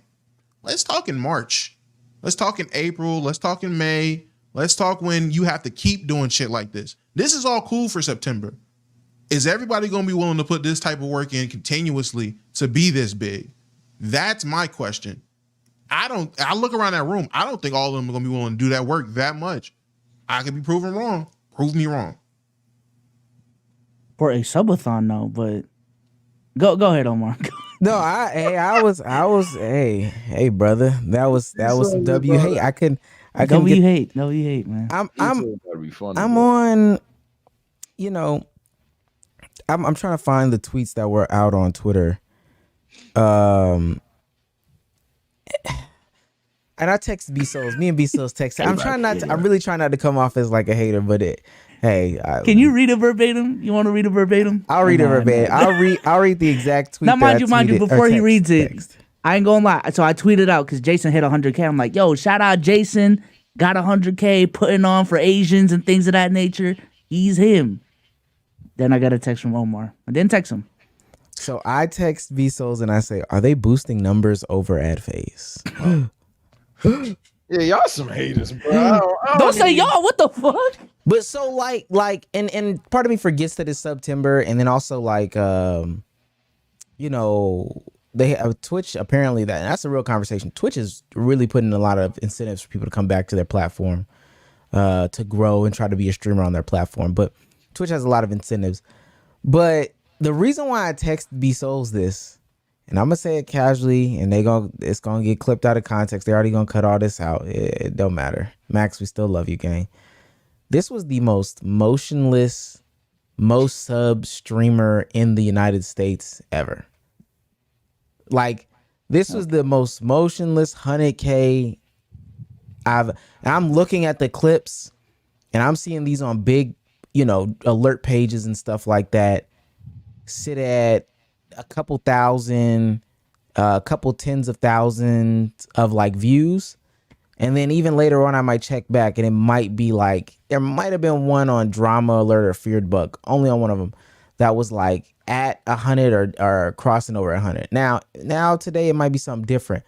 But just the moment, because I remember, and they're going to say I'm a Kai Glazer. I remember when Kai was approaching these numbers, the live numbers were big. There were more moments coming out of the stream. And I'm not following this stuff. I'm not into that because I'm not watching streamers. But you could feel it. Like y'all knew too. When Kai was approaching that shit, when he had all them people on his stream, that was a thing. This was just he's not Kai. Yeah. And again, no disrespect, because if you get the number, you get the number. I don't care. I really don't give a fuck if one person sat back there with a debit card and sent subs, their bank called, blocked their card. They had to call their bank, authorize it, sent subs. I don't give a fuck if that's how it happened. The whole thing that I'm saying is it was just so much different. And then even today, maybe it's because Kai recognized it. The VTuber channel surpassed the 300,000 and 360,000 mark, and that was bigger. Oh yeah, that person broke the all-time record. No. It should be. I get that was bigger. I get that by like the record itself is bigger, but even in the way that I saw it hit the timeline was like a bigger thing, and I'm like, man, maybe the VTuber community is huge. It's just soft hate if there is any hate. Please don't take this as Omar still hard hating on faze. I'm not. It was just damn. It felt like when Asia Wilson crossed 1,000 points. And they ain't even stopped the game. It was like, okay. I guess comparing someone breaking the all-time Twitch sub record to someone breaking 100K, I guess, yeah, the person who broke the all-time record had more emotion. I would hope so. On my side of the internet. Oh, that was another point I was about to bring up. I don't think your timeline is consumed by faze content is compared to when AMP was popping, was it not? You'd be wrong, especially with the new content that I'm doing. That's where you're wrong. Now, okay, I will say this: in this specific incident, there's more WNBA stuff going on, and they are flooding my timeline with the racism and all that stuff. But if we're talking about AMP back, like the AMP Kai Cenat world back then, versus how much faze is, because it's not like I was deep into that stuff. I wasn't watching that either. Yeah. But I also think what Kai was doing at the time, this is gonna sound glazy, was still captivating a lot of other people that may not even consume streaming content. I think what faze is doing, which is remarkable, and I'm not saying this about Kai, I'm not saying he's not being himself. They're being themselves, they're hanging out with each other, and they're having a good time, and they're creating moments within themselves. Ludwig threw out this soft hate because he did it in a hater way. It might be different when you have to bring on a Drake or have to bring on this person, that person, this person, that person, versus just hanging with your boys. And they got it hanging with their boys. So that's a big deal. It's big ups to them. I would just ask, during September, aren't the subs like discounted? Like, isn't that the thing? Like, yes. September is discounted. Yeah, it's discounted. And I think this month specifically, they had a specific promo where if you gift 5, like Twitch itself will gift or an extra. Yeah, an extra. Yeah, see, and that's why. And listen, I get it. I'm a Laker fan that celebrates the bubble. It was the bubble. Oh my. Like I get the number's the number. He's swooping like crazy. Man, now he not dominant. Hey man. Now he not dominant. I'm just like, yeah, let's be honest. Dominance, I get the number, but it's like it's the bubble. Man, congratulations to them boys, man. I ain't gonna lie. Yeah, man, congratulations to 2020 Lakers. The conversation isn't even about just the 100K. I'm just talking about faze as a whole. Like, are they successful enough for y'all to say, I thought they were gonna fail? They didn't fail. They fucking proved me wrong. Oh, you got clickbaited. Oh, gang. no. You watched that video? You got clickbaited. Yeah, What? They ain't did shit yet. They ain't did shit yet. Okay, I feel Not to prove me wrong, no. Shout out FaZe, bro. Shout out to FaZe, man. No. I'm gonna say shout out to FaZe because y'all niggas shout out to FaZe different. Phase down. How Y'all about that? niggas are Phase different. down, Y'all, man. yeah, I y'all didn't say niggas are it. different. I'm genuine. You niggas are different. I got it. well, I'm gonna say this: when they announced everything off the jump, when everyone was criticizing them, I was actually high on them, man. Their roster was too cluttered. It needs some decluttering, and it needed some new faces. And everyone talking about we want the old sniping montages back. All right, buddy. I'm not with the new times, man. Yeah, we done with the sniping montages, man. We done with the 90s game. Yeah, that old shit was. I mean, and think about what's going on right now with some of the names that they had. What would Bronny really be doing with FaZe right now? Like, what's Snoop Dogg doing? Like, what are we doing? It's Snoop Dogg. They FaZe is doing something over the summer. Snoop Dogg. Yeah, it's the Olympics, gang. I could do some FaZe things, but I'm gonna go over to the Olympics. Yeah, hey, that's it right there. I ain't got nothing to say. I'm not tapped in. Yeah, I ain't like none of that dumb shit either, so I agree. All right, well, I wonder if Bronny still watches FaZe. Nah, He probably hasn't said the word phase in years. It doesn't phase him. That ass. All right, let's go ahead and keep it pushing. Are there any super chats? Oh, I think Trey sent $20. Shout out to Trey Simon for the $20. Big dog. Roll motherfucking tide. We up. Elephant emoji. Appreciate Trey, you, man. you are from Tennessee, nigga. Oh, wow. Damn. Can't say Vols up. That's your problem. Bryce Mason with the 5 gifted. Big Bryce. Shout out to Bryce for the 5 gifted. I always thought Bryce was one of the better B names out there. And Jason from the A for $5. Hold on. What's a better team this season, the Texans with JJ Watt or the Lions with Calvin Johnson? What are we doing? NFL Xenoverse now? Texans with Watt though. Oh my god. Calvin Johnson on this Lions team. Fuck no. True. Type shit. All right, let's go ahead and do a hot take of the day, man. Starting off with Sage. Hot take of the day. Oh shit. It's like the first time I went first in God knows how long. All right, look, man. I actually had my friends give me a couple of football hot takes because I know you guys are gonna want me to yap about the Steelers for like a minute or two. Cause I guess this is the gotcha week, but I got a lot to say about that. But my friends made an overreaction week 4 list. And this is their overreactions. The following. I'm not going to break them down. I'm just going to trigger the chat. Caleb Williams is still ass. Don't let this shit fool you. Another said there is no clear favorite in the NFL. One said the Washington Commanders will get the number 1 seed. Jaden Daniels is him. The Vikings are legit. The NFC South is actually exciting. And there are like at least 20 quarterbacks better than Trevor Lawrence. That is my friend group. Comment below. 20 quarterbacks? Damn. They used to be like crazy. 2 people in that chat are like crazy Trevor Lawrence stands. And over the years, I ain't gonna lie, I've done a lot of, all right, what we gonna call it? Like, not call it as him as a bust, but like, when we gonna admit that this nigga ain't what y'all thought he would be out the gate? And they are fighting the fight. So as a result, they're always gonna get some shit off. But for me, I mean, I gotta talk about the Steelers here. It's not necessarily a hot take or anything like that, except I do have a hot take about the game specifically. That flag on Minkah Fitzpatrick, it's not an iconic call. It's not an important call in NFL history, but that is genuinely one of the worst calls I've seen in 10 years. Because it's not that like, oh my God, Steeler bias. No, it's like the biggest. Okay, what the fuck is he supposed to do? Play since that one guy that hit Brady when the new sack rule was hit, when the new sack rule was in there. It's like, what the fuck? If you guys know what hit I'm talking about, Minkah, it's like an incomplete pass, and Minka's just running, and Minka's pretty fast. Most NFL players are. He just like shoulder nudges dude a little bit. Flag. What the fuck? Like what was he supposed to do? Dead stop? It was ridiculous. But to talk about the game, the biggest fear of the Steelers for me is early deficits with this team. And not to mention that, but we also had 2 O-line injuries. Our rookie, I forgot his fucking name. I think it's Isaac something.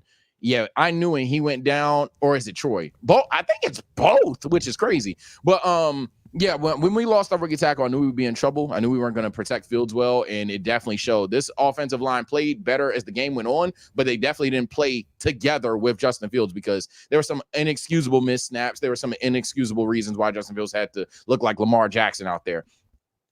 Furthermore, I, in the moment, was criticizing Fields left and right and center. Reality, it weren't all his fault. That game just got ugly, to be honest. If anything, Arthur Smith and Mike T need to let Fields go out there and, dare I say, make mistakes at times, because it looks like they were trying to be a little too safe with him. There were moments in the first half especially where I felt like, fuck it, why not let it fly? And instead we're being a little conservative, and as a result, we only get 3 points when maybe we got 10 or maybe we're down 24-0. So I think the Steelers are fine. Apparently, we weren't even in the favorites in that game. I just don't excuse the loss because this was the worst loss possible. When the Baltimore Ravens were suffering, when the Bengals weren't necessarily looking the best, the Browns are the Browns. I'm like, yo, y'all gotta keep winning right now because there's going to be a point in time where we're going to catch up in losses and they're going to catch up. So this loss does hurt me. I don't know if this is a ha-ha in the chat or whatever. I'll read it when the other coach getting their hot take off. But, man, nah, I really wanted this win to further that gap. It didn't happen. We need to bounce back badly. More weeks, Chad. We almost back to football. No, or basketball. Football is fun this year. All right, let's keep it pushing. Hot take of the week. Let's go, Omar. This is fairly cold. 98% of people can't articulate themselves. They can't talk. They don't even want, which makes them not want to participate in conversations. So I've been going back and forth with people via, comment section. Yeah, I'm back on my every day after the podcast. I'll spend the day responding to every comment that has my name. And the last pod that we had, a lot of people didn't like a lot of things that we said, specifically that I said. And I'm trying to have conversations with them. And I'm trying to let them know, hey, there's a much more proper way that we could do this. We could do this through a talk-based platform. I promise you, I'm not going to come off as obtuse, hyperbolic or whatever, but there's evidence that I would like to present to you to show you why your belief is not valid. And they avoid it every single time. I've come to the conclusion that they can't articulate themselves. They cannot stand in their own positions. I get it. In conversations, a lot of times people don't usually give people the opportunity to articulate themselves. People are extremely divisive. People are extremely defensive. But if you watched, I had a 4-hour stream that I do at the end of the month where we, can talk about things. It's such a civilized conversation. I'll sit through BS. Hopefully you can sit through my BS. It's just a civilized conversation. I know there's preconceived notions, but trust me, this isn't, and I think people know, this is not what you think it is. It's not the internet conversation, talking points, whatever the case may be.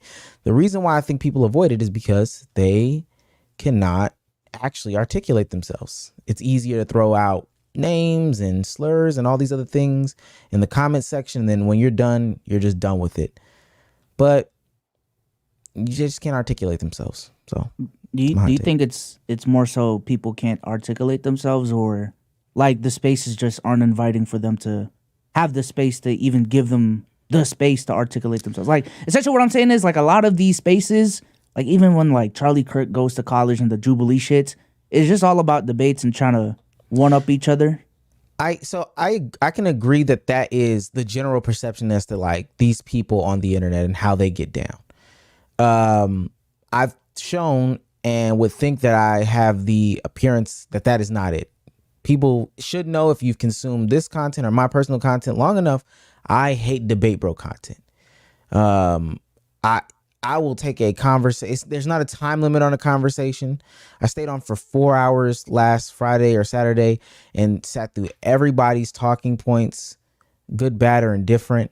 Chat voted good, bad, or indifferent. We sat through that. People presented evidence, all that stuff. So this isn't that. I agree. I hate the debate bro environment, but that's not what this is. And I think I've shown that enough to believe that, okay, there has to be something else. And my summary is that they can't articulate themselves. Oh no, yeah, I'm not gonna let anything go by in this segment. No, I 100% agree. Even on my platform right now, anytime I'll see a comment that's not even necessarily hate, we just disagree with each other, and I'll be like, "Why you think this or why you think that?" And then the reasoning, I won't say it's dog shit because I disagree. No, the reasoning is just objectively like they're not saying anything. Like they're literally not saying anything, or they'll yap it the fuck up. 3 paragraphs, think they're cooking, I hard disagree. Hey, gang, just follow up the Twitch. We'll talk about it live because, as you guys know, I'll read a chat all the time. Mm-hmm. And speaking of a chat, yeah, I definitely agree with the sentiment that it's easier for people to just type, "Yo, Sage is an idiot," ... and just on, dip and just dip. Click the link and and it gets old, it gets exhausting. One person I remember specifically to answer Bsolz's question told me that, no, why would I go on your territory? I said, my territory? What the fuck you mean? Chat?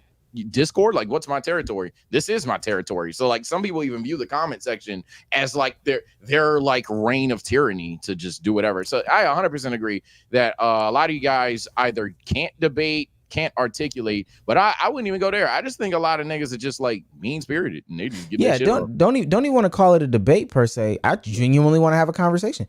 I've had, for example, I've had the lower the rim conversation probably 90 times. I've had it in private platforms.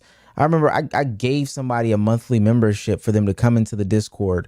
I closed VC off for like just us two, and we had the conversation. But I do that so often. Had it on stream for 3-4 hours. It's not even optimized content. We're just talking. Had it on Twitter Spaces. But I've had it in several different occasions and occurrences.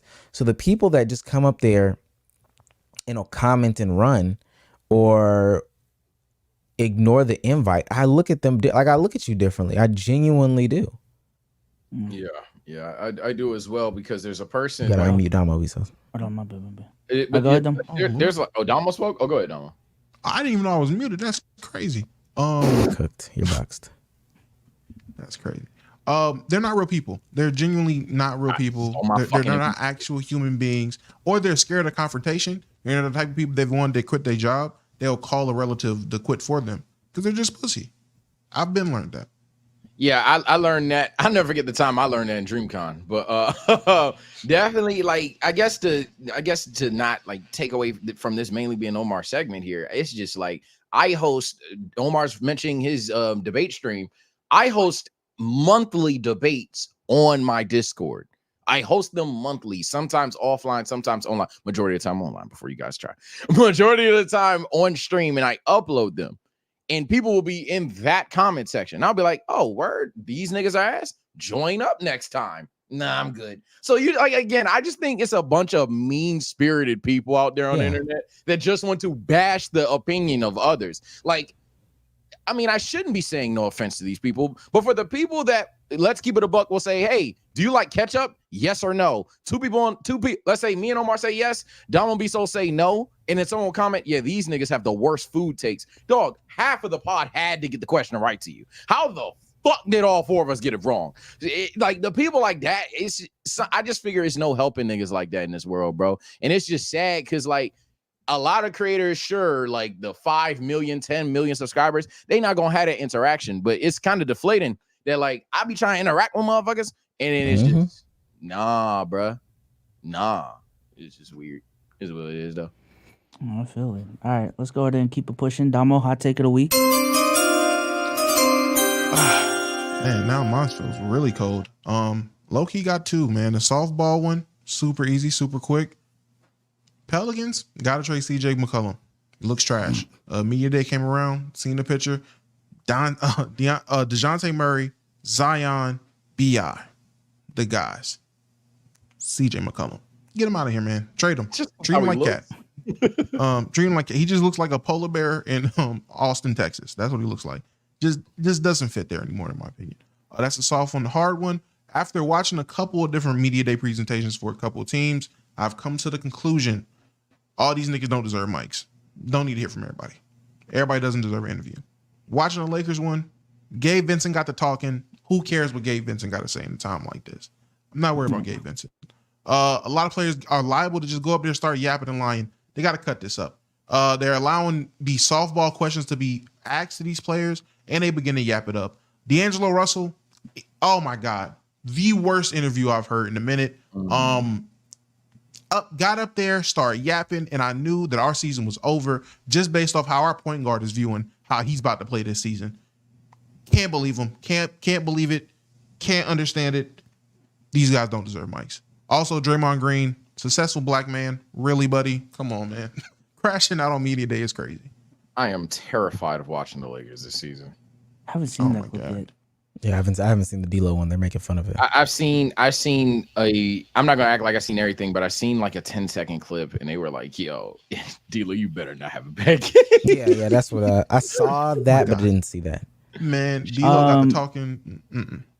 If producer Cruz is in the back, throw those in topics. We'll pull them up because my hot take of the week actually does have something to do with media day as well, man. I saw this clip from Jokic on media day, and I just want to show y'all this clip before I say what I gotta say. No, every year is the same thing, and I don't know why we're doing it every year. Everything is the same, completely the same thing. So, no. I know it's just an 8-second clip. I wish I could have found a longer one, but essentially Jokic was on his, man, I don't want to be here. NBA sucks. Media day sucks. Why do we do this every year?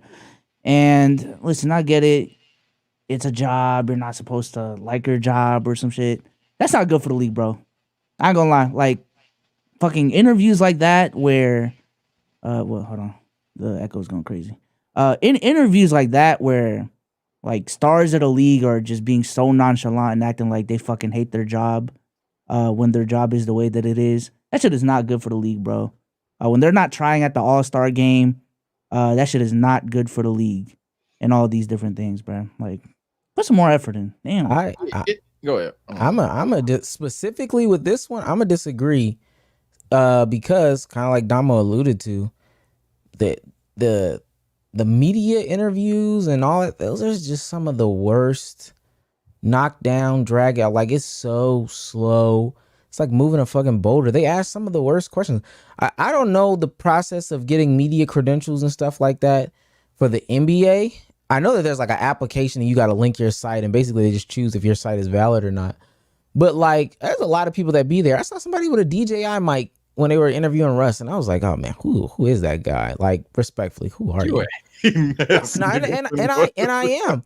I genuinely am, because I'm thinking to myself, man, this used to get stories. Like, there used to be some substance to this. And not saying that media was perfect by any stretch of the imagination, but I know they up there asking him what's his favorite type of cookie, and they asked that last year. Or how you fit? How are you and Jamal Murray gonna do in the dribble handoff this year, Yoke?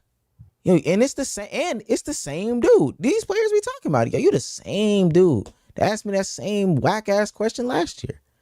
You don't got nothing. I feel else? it. I just think with Jokic, there's repeated behavior in terms of a pattern is a pattern. Yeah, yeah. The pattern is a pattern. That's more so what I'm speaking of. That's true. When it comes to him, it's not really just him bashing media day. If you got a problem with media day, you got a problem with it. But goddamn, bro, like, I don't think it is good for the NBA that one of arguably their best player in the league is like how he views his job. And someone mentioned it in the chat. Let me bring him up. He said, like, why do you care? Essentially, like, even if this is true, why do you care? Yeah, right here. It's not good for the league, but why do you care? Cause I want to fucking talk about it. It's my hot take of the week. Oh shit. That's why.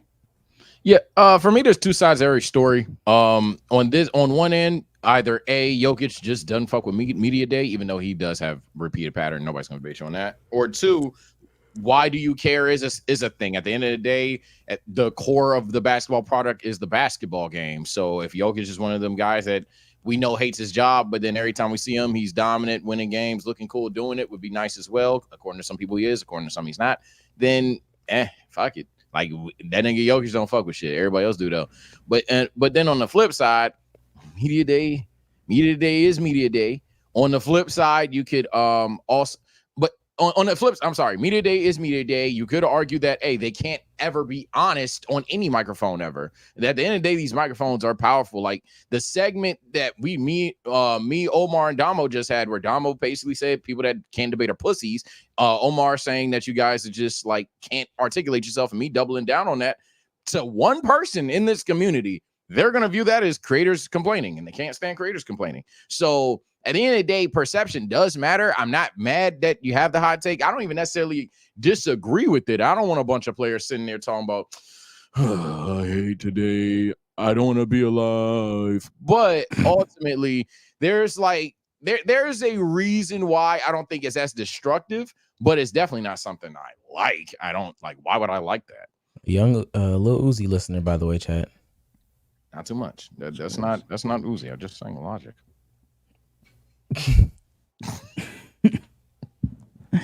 All right, let's go ahead and keep it pushing. Do we have any super chats to read? I think we have one.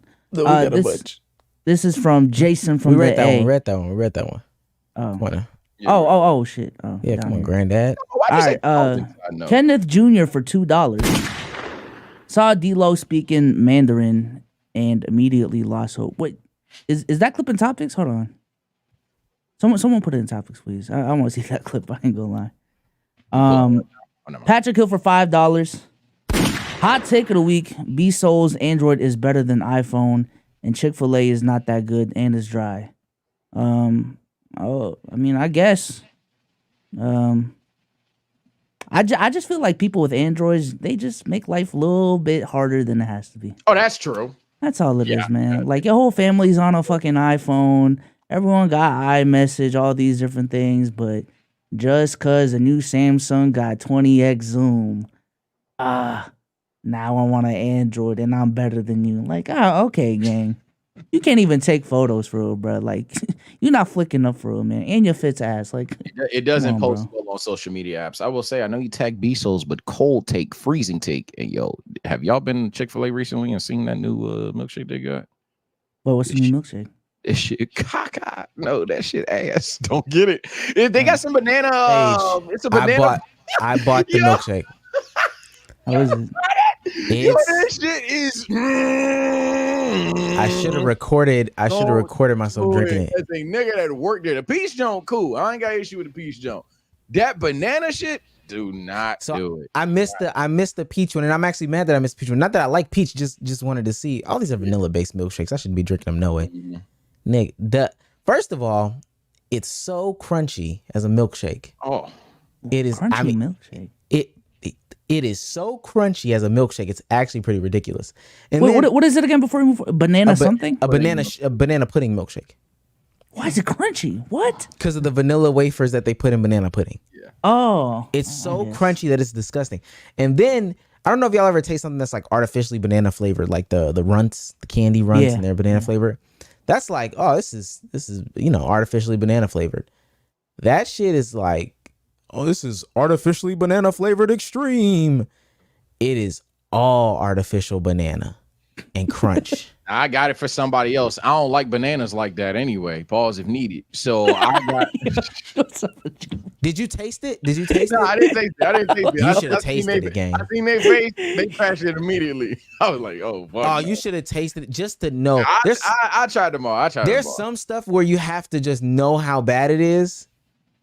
That shit was awful. I was cooling. I was like, oh fuck no, that shit. Because I heard the way they, like, you ever like see someone try something and like, oh hell no. I seen that shit. I was like, yeah, you got it. You got all of that over there.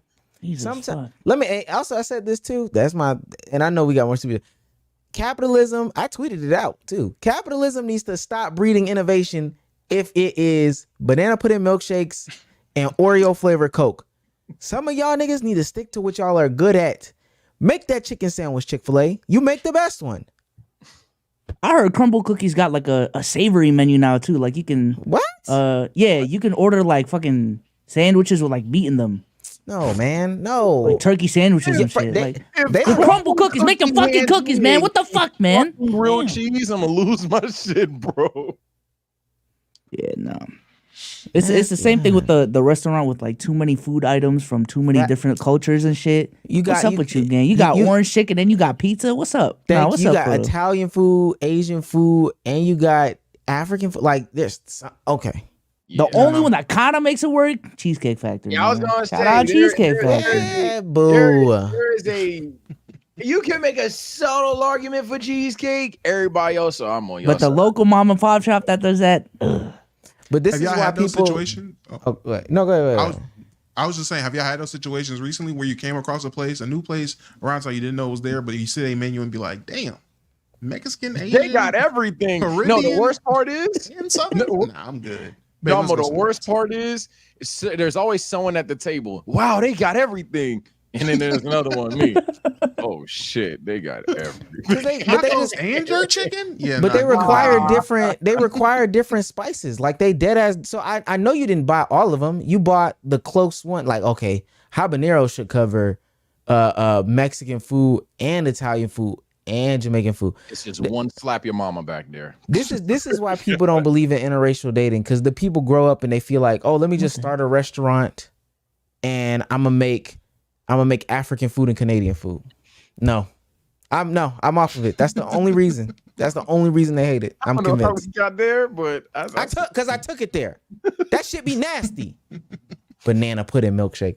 I know it's two different concepts. It's so bad. It was interracially rating at Chick-fil-A.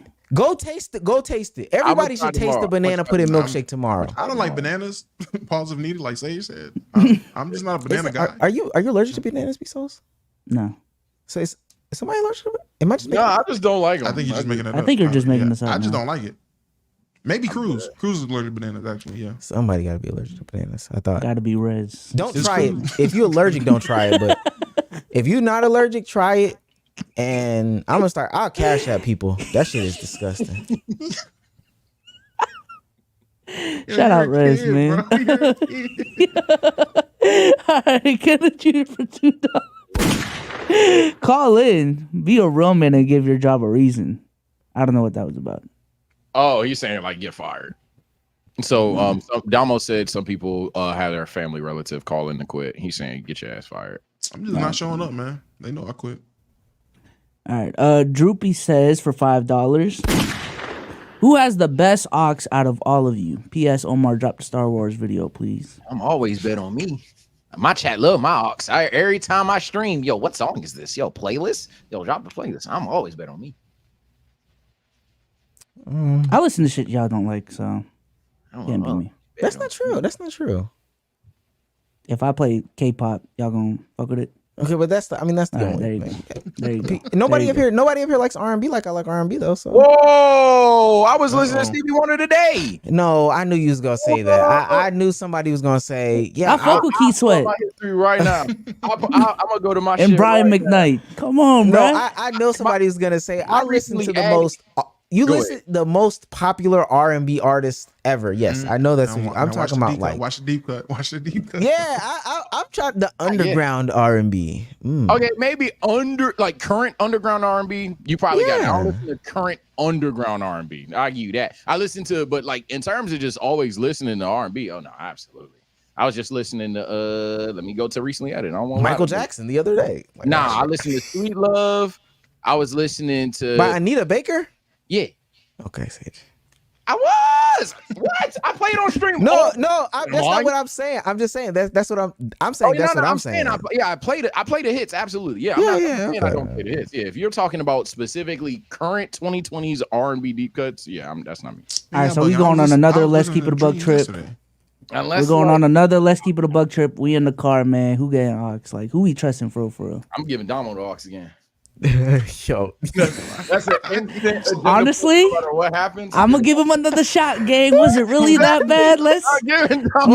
Man. Let's really see, man. It's an instant agenda push, no matter what happens. Y'all are mean as fuck. Y'all are mean.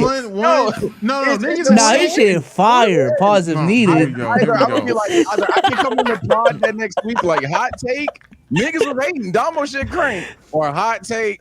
Cold take. That shit was ass. I hate this. I hate this because next trip it's just gonna be default. We're gonna get in the car. Niggas gonna He throw gonna me have the so much keys. pressure on him on that first song. Niggas We all gonna throw gonna be me the waiting keys. silently. It's always that moment where you're trying to connect to whatever fucking rental we got. So all right, what's their fucking Bluetooth? And I'm just sitting there, eyes on me. Everybody either niggas start pulling out their phone, but the screen's still black because they ain't got on it yet. Like niggas having a little conversation. I'm gonna play that first song. Sage gonna pull his laptop out. All right, let's run through the simulation real quick. We in the car right now. Boom, you connected already. What's the first song you playing, man? You got your playlist right now. What's the first song you playing? If I was to play something right now, it's fucking cash. Honestly, I would get on my phone and I throw on this Doughboy album, man. We just riding somewhere. I'm playing Doughboy. Okay, I'll listen to Doughboy. That's I'll throw Doughboy on and we just ride a little bit. It would really be Cash Cobain. No, it would not really be Cash Cobain. I'll tell you exactly what happened. No. I'm gonna be so honest. What would happen? I would have like Doughboy. I'll have something from the Future album. I'll have like the Future mixtape, whatever just came out. A cool song on there. I have probably another like song I know is a cool song, just something we riding to. And I'll fuck around, forget that I segmented these ones that hit like play next. And like my actual playlist will play. And it'll be like Poland or Cash Cobain. And then niggas will look at me and I'm like, oh damn, what was it? You still got Poland in your playlist? My playlist, my playlist, yes, but my playlist is like 5,000 songs deep. Poland is a song. I ain't gonna lie. If I hear Poland in 2025, bro, I have a playlist. I just add songs to the playlist continuously. Songs I get. The playlist, but my main Poland one is a song that you search because somebody's like, "What's that one Lil Yachty song?" And you search it. Yeah, You don't add it to the playlist. Yeah, Y'all remember that song? That song is a joke. Yeah. Again, my playlist genuinely just has album. Like I have a ton of music in my playlist, so yeah, it's a bunch of shit in there.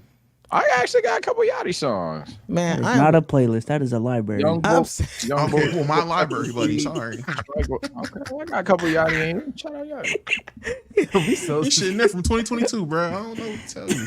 Man, I used to do that too, man. My playlist was just any song that I liked that I heard. Add it to it. Man, you scroll through and see what era you were in. Like, oh yeah, I remember when I was in this shit. If you don't cut the school 2 months. If you don't cut the Boss Man D-Lo on and just get up out of here. That's what I would play. I would play something for every single person. I play like Boss Man D-Lo because I know Omar like it. Don't mix it up though. That's the problem. Just give the set of whoever. Just give the set of whoever at that moment. Nah, man, I'm gonna play that one Nav song because I know Cruz like Nav. Like I'm a guy. We listen to your Ox though. Oh my god. Okay, cool. I'm still considerate of the other writers. I will say that I do try to find something. I'm like, what is either one person going to be absurdly fucking with, or what is majority of the car going like? I do. Yeah, it's always that. He met again. I don't like to just dictate the music because I know for a fact I don't listen to shit that everybody listens to, and I would rather put shit on that I know niggas fuck with, or throw that Nav on for Cruz because I know Cruz really gonna fuck with us. He know his legacy on the line this next trip. This is truly the advice. This is crazy. This is truly the advice. Just if you just play some hard shit, it's gonna ride. But what's gonna mess it up is you're gonna play the Boss Man D-Lo and you're gonna get some head nods, and then it's gonna go to the Nav. Driving slowly through my hands. And it's just Cruz. And it's gonna make everybody at that point. But at least Cruz got his moment, right? Bro. This is what I have to object. This is what I have to object. Because both times on both trips, the initial first car ride is always cool. It's when we're like deep in the trip where it's like, all right, bro, I don't feel like trying to put together the perfect game plan. I want to listen to my music. But play this one. You should play the same songs over again. I don't know why you think I would do that. To be honest, I'm just gonna play Boss Man D-Lo the whole time. But I'm not doing some shit that I wouldn't do. I don't just go around just playing the same songs over and over again. Oh yeah, maybe that's a hot take about me. I ain't gonna lie. I found very quickly I will spin the same 30 songs. Yeah. You know what? I'm gonna put that in notes. Notes. That's the difference. No. But then, like, if I was on stream or like whatever, I don't do it. But like, if I'm just by myself, I noticed. Oh yeah, my recently added. I tapped the little album pictures, that song, then go to the next one. I do that a fuck ton. I didn't even know I did that much. I get the whole. You can get tired of the same songs. I get it, and maybe I think I listen to music less than probably like you do, Domo, because like in the house, I'm having a podcast on or I'm watching a YouTube video or something like that. The only time that I'm listening to music, even sometimes in the car, but I gotta be like, it definitely has to be in the car. I'm never in the house just listening to music, even when I shower. And then if I'm like working out or whatever, I'll listen to some music. But it's very seldom that I'm just like, oh, let me cut the music on it. But I know, matter of fact, I know you because when we went to, was that Austin or was that when y'all came to Atlanta? Like the first time or the second time when or was the first time when it was just us in that one house or it was just y'all in that one house? It wasn't Larry and whatever time that was. That was the second time. Okay, the second time. There was a time though where like you was just playing music. Like it was always on. Sage be playing in the shower. I know that for a fact. I definitely play Sage be jamming in the shower. But booming. Yeah, I play music a lot. Like, I play music. Speaker on, where that baby girl at? Yeah, it was like oh, hear this nigga. It was just like it was just always on, and I'm like, damn, we can't talk. Like, I ain't gonna lie. I used to stat pad in college. Like my Spotify hours in college, boy, riding to school, walk to class, going to sleep. I was listening to music a lot in college, man. But these days, I got bills to pay now. Can't listen to music. What that got to do with yo shit? Bills to pay. Why? Can't be listening to music no more, man. Oh What my is this God. talking about? This nigga said I got bills to pay. Can't use the AirPods. Fuck out of here.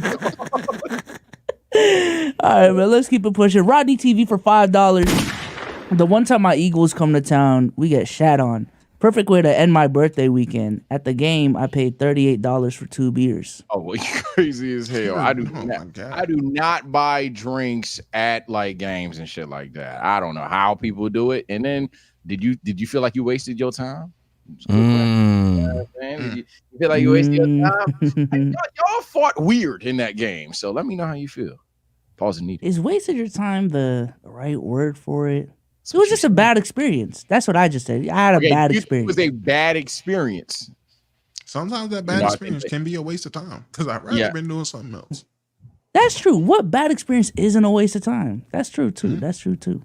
There you go. I was right all along to say, was it a waste of time? All right. Yo. That guy for $5. All hail King Henry. Now he had a bounce back week. That's the only thing I got to eat crow, bro. Oh my God. That's the only thing I got to eat crow, bro. He had a good week. That should have been my hot take. Derrick Henry's an all-time running back conversations for me. Sometimes the adult. Of course. I'm slandering Derrick Henry because he's wearing purple. Reality, of course, he's in that all-time talks. Absolutely. Jersey boy Marv with 10 gifted.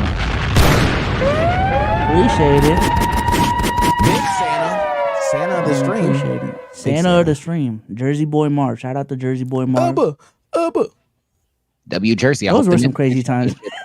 We used to dance every time we got $100. That was crazy. Yeah, you never really did.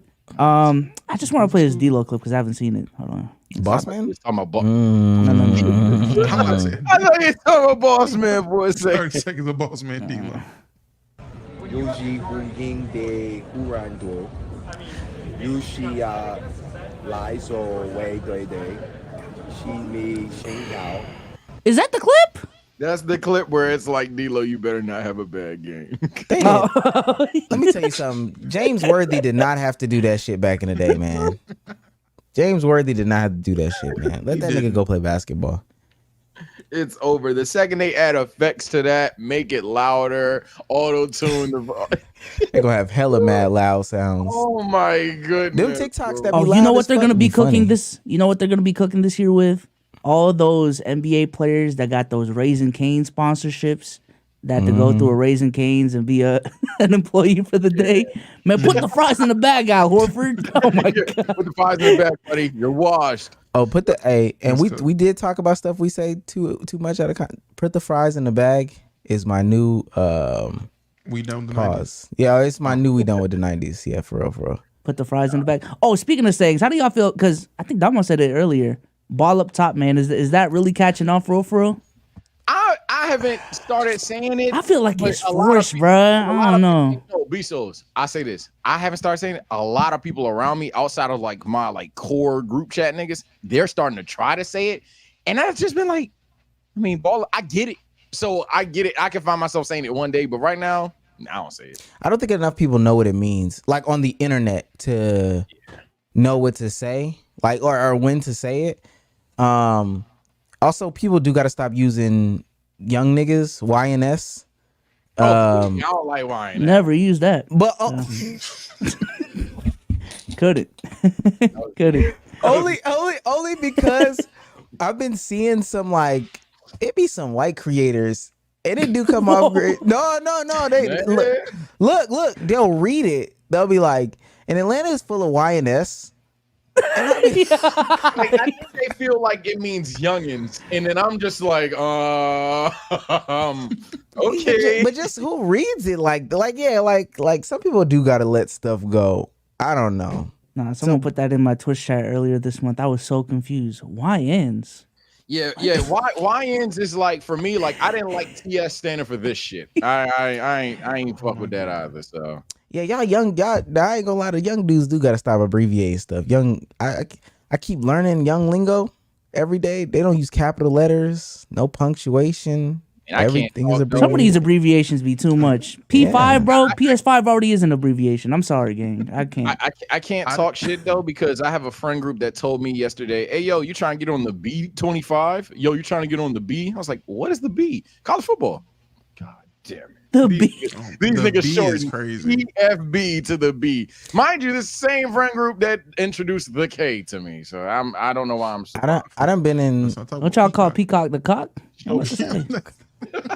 They definitely do that. I could call one of them right now. Yo, what app do you use to watch your wrestling pay-per-views? Oh, pause needed. The cock, bro. All right, bro.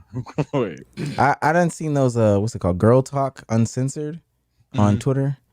Swear to God, whole sentences abbreviations like TH LOU FAGB QRS period. Man, what does that mean? Hot. You know what? I should have used this as my hot take. This has been much more interesting. Anybody that like I know I text like weird sometimes. Anybody who's afraid to type vowels, bro, I almost Yeah. blocked.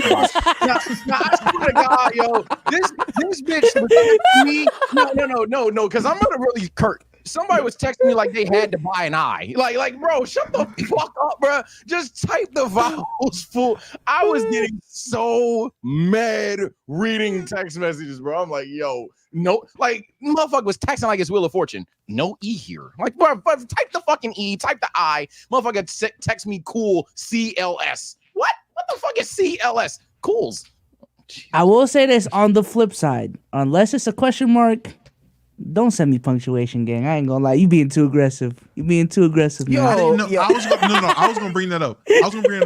I was not privy to knowing that niggas just didn't use any punctuation anymore. Or like shit serious. I didn't know that.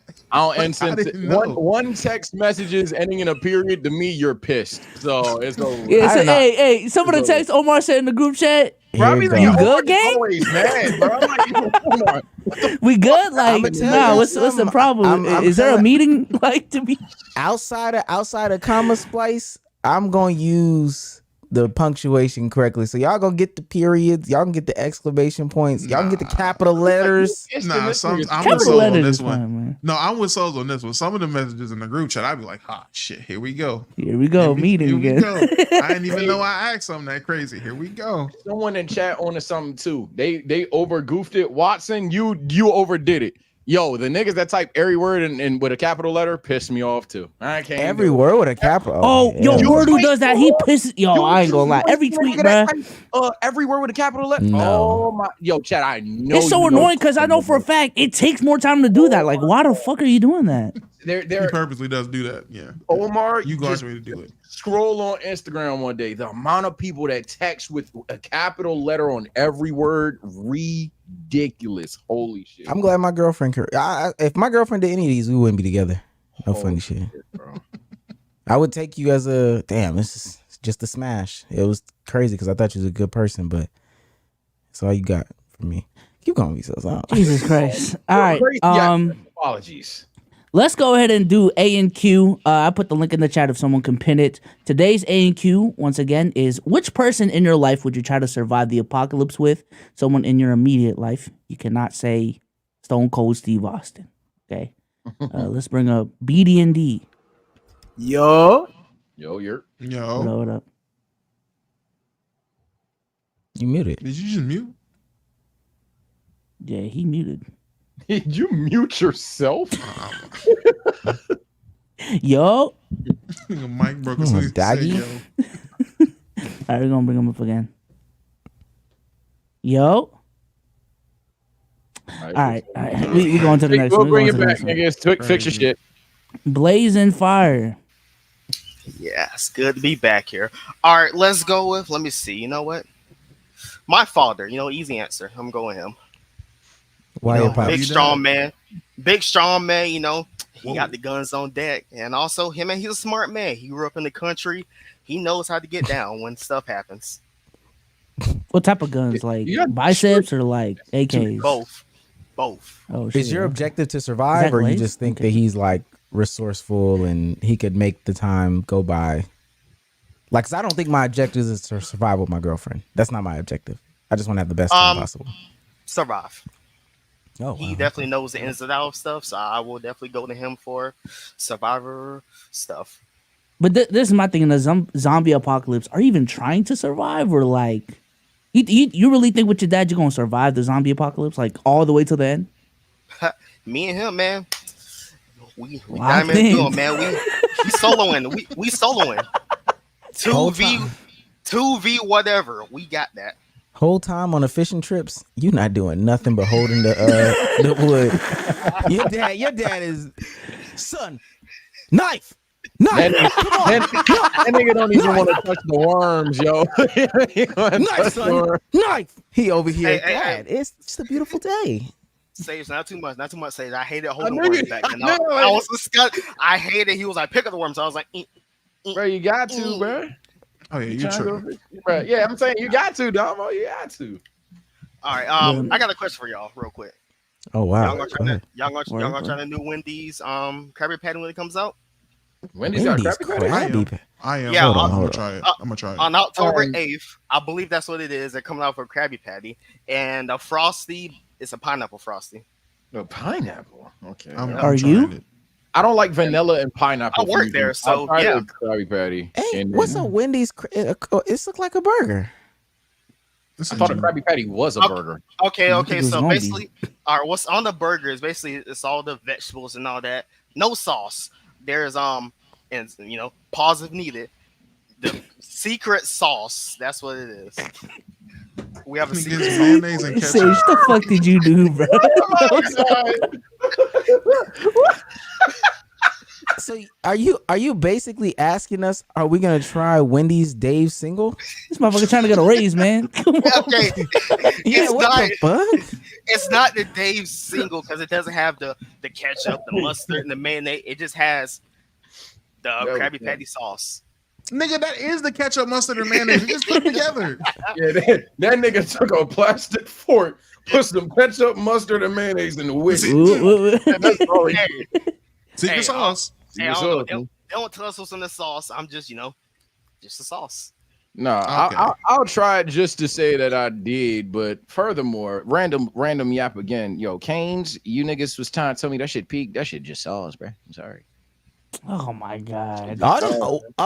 Are we gonna argue? All those chicken tender places are trash. They're just chicken tenders. It's the same sauce. Not the same sauce. You can't go wrong with chicken tender. You can't. I literally ate can't go wrong with chicken tenders. I agree. And, like the remaining with the sauce, and I was mad as shit that I had one tender without the sauce. So it's just Never mind. I don't. Should I ask for more sauce, gang? What is the difference between cane sauce and Zach sauce? It's not Nothing. that much of a Nothing. difference. It's not a difference. I've had both. Nothing. All I'm saying is taxing a place just because it relies so much on sauce. You getting it with sauce. The fuck you complaining about? Bro, but at the end of the day, bro, Damn, you on his shit. Chicken, you feel me? I'm not trying to pay that. Canes? No, you on Sage. It's just sauce. The shorty told me the sauce was like $2. I told her fuck off. Yeah, that's the other thing too. They sauces be more. No. I'm dead ass. I literally told her it was like 2 a.m. I told her, oh no, keep that shit. What the fuck? Because then they put it in them little cups, and the cups be like they're not enough for all of the tenders, so you got to pay for more sauce. Yeah, I'm good. I ain't paying no extra. Pay stuff. for more sauce. Here you go. No. Now you don't want the $3 cheese, huh? Go to hell. $3 cheese went crazy, but you really want that sauce? Now it's too much, huh? You don't know why. Next person. Next person. All right, man. Let's bring up Tim Duncan top 5. What's going on, fellas? What up? If I had to pick like just a troll pick for somebody to survive with, I would more than likely go with Marshawn Lynch, personally. Just because I know if something goes on, I at least know I'm going to get a good laugh out of the situation. If I had to be serious with the pick, though, I would probably who's that guy that runs like the 10-mile marathon, then does like the 40,000 push-up. What's his name? David Goggins. It gotta be immediate motherfuckers that you know. Man. You throw out Marshawn Lynch, unless you know Marshawn Lynch. It gotta be someone you relatively know. Yeah. Somebody in your immediate circle. Somebody in your contacts or some shit. My immediate circle. Yeah, like somebody you could David Goggins. Somebody you could call right now and they pick up. Phone right now and they pick up. What if you say David Goggins? Yeah, I was about to say, right? Let me stop. It would have probably be one of my 3 college roommates, because we've come to find out in various situations that happen, whether it be like hurricanes or different like situations of emergency and stuff like that. Like none of us have that panic type of like switch where none of us panic when something goes wrong. So like even when the pandemic was going on with like COVID and things of that nature, we were all just like, so we just gonna stack up on like water and canned fruits and stuff, and we just gonna jump on Xbox, and that's what we're gonna be at. So it's like we don't. So it would have to be one of those 3 guys that I was roommates with in college. Are you in college now? Oh no, absolutely not. When did you graduate? This was 2014. Damn. Oh, okay. I feel it. Yeah. You graduated when that nigga was in a Heat jersey? Anxiety didn't exist back then, apparently. LeBron was in a Heat jersey. Oh, shut up. Yeah. The bad part to that was just a side note on that Sage. One of my roommates is a huge D-Wade fan. So like when they beat us in 2013, I had to hear that for the whole year. But it came full circle the next year around. So I was like, you got that one. But I still can't. And I'm I live here in South Carolina, so I genuinely like 2 times out the year I'll go down to Sumter just to see if I can find Ray Allen. Wait, let me ask you this too. So you graduated college in 2014. Yes, sir. And in the pandemic, you quarantined with your boys? No. I'm saying like when we called each other and we talked about it. I'm saying but y'all was on Xbox together. Yeah, we was on Xbox. Yo, it's time to start a family gang. Oh, he hating. No, don't worry. So you graduated college 6 years later, y'all was on the box. Game, basically. Telling you to get off. No, I'm saying like during the pandemic, we were all discussing because everybody had the news and whatnot of what was going on and this, that, and blah, blah, blah. And everybody was like, yo, what's going on? Are they looting up there? Are they looting this way? This, that, and third. I was like, man, look, water, canned fruit, vegetables. Is y'all boys on the Xbox? Yes or no? And that's I get what you're saying. But I do have kids though. Okay. Cool. Okay. That's cool. Yeah, you don't know my guy Tim Duncan. Yo, real question is, you pulling up the open gym tomorrow? Yeah, I should be there for open gym. Bet. I'm mad I missed the Bet. draft and everything, but when they had like the weekends, I'm at the PC Live and everything else of that nature. Like it was, I didn't know how everything was gonna work out with that one, but yeah, man, I'm gonna be there. Gotcha. My dumb ass thought y'all hooped together for a second. We did when we were in college. No, he's saying you and Domo. He said you and Domo. No, open gym He was loved his real. roommates. College, what a time! What a time! What a time to be alive. I I appreciate feel you, it. bro. Shout out Tim Duncan top 5, man. All right, let's try to bring up first dude. Okay, we good? Yeah, Yeah. don't push a button. Oh, okay, I can't. Oh, damn! Did my camera? Yo, everything. Go ahead. You look good, gang. You look good. Just keep it going. Just keep going, bro. I look like I'm dick sucking, but okay. The kids. See what y'all know. What have y'all done, bro? Why is a grown man brain first? That's not us. That's speed. That's speed. Oh my god. Okay, yeah. All right. So the person I'll bring will be like my wife friend, Anthony. Like, That was when to you was be in the honest, jacuzzi with? The dude that suck your toe? I hate you. Why you gotta bring that shit up? I don't remember this situation, and you keep bringing this shit up every I fucking time. swear, no, but the way he talks about he don't describe this shit, man, you was at a Diddy party or some shit. God Boy, damn, bro. I'm When was I in the remember jacuzzi? vividly. How? It is on the pod. I swear to God, for any OGs in the chat, bro, on God, was there not a Q&A where this guy right here was in the jacuzzi with like 3 white dudes, and one of them was like sucking his toes or some shit, bro? That was the Discord. I promise. It was Discord. It was Discord. It was Discord. It was nigga. Discord. It was Oh, they Discord. saying not him. They saying not him. He said that was That Kip. can't be me. That was Kip. It was Kip. It Oh wasn't my him. god, the accusations are off me finally. But yeah, I bring my wife friend, he knows his way around a knife, he knows his way around the guns, a survival type shit. So I'll bring him. Yeah, to be honest with you. How did your toes end in another man's mouth? Nigga, it's not me.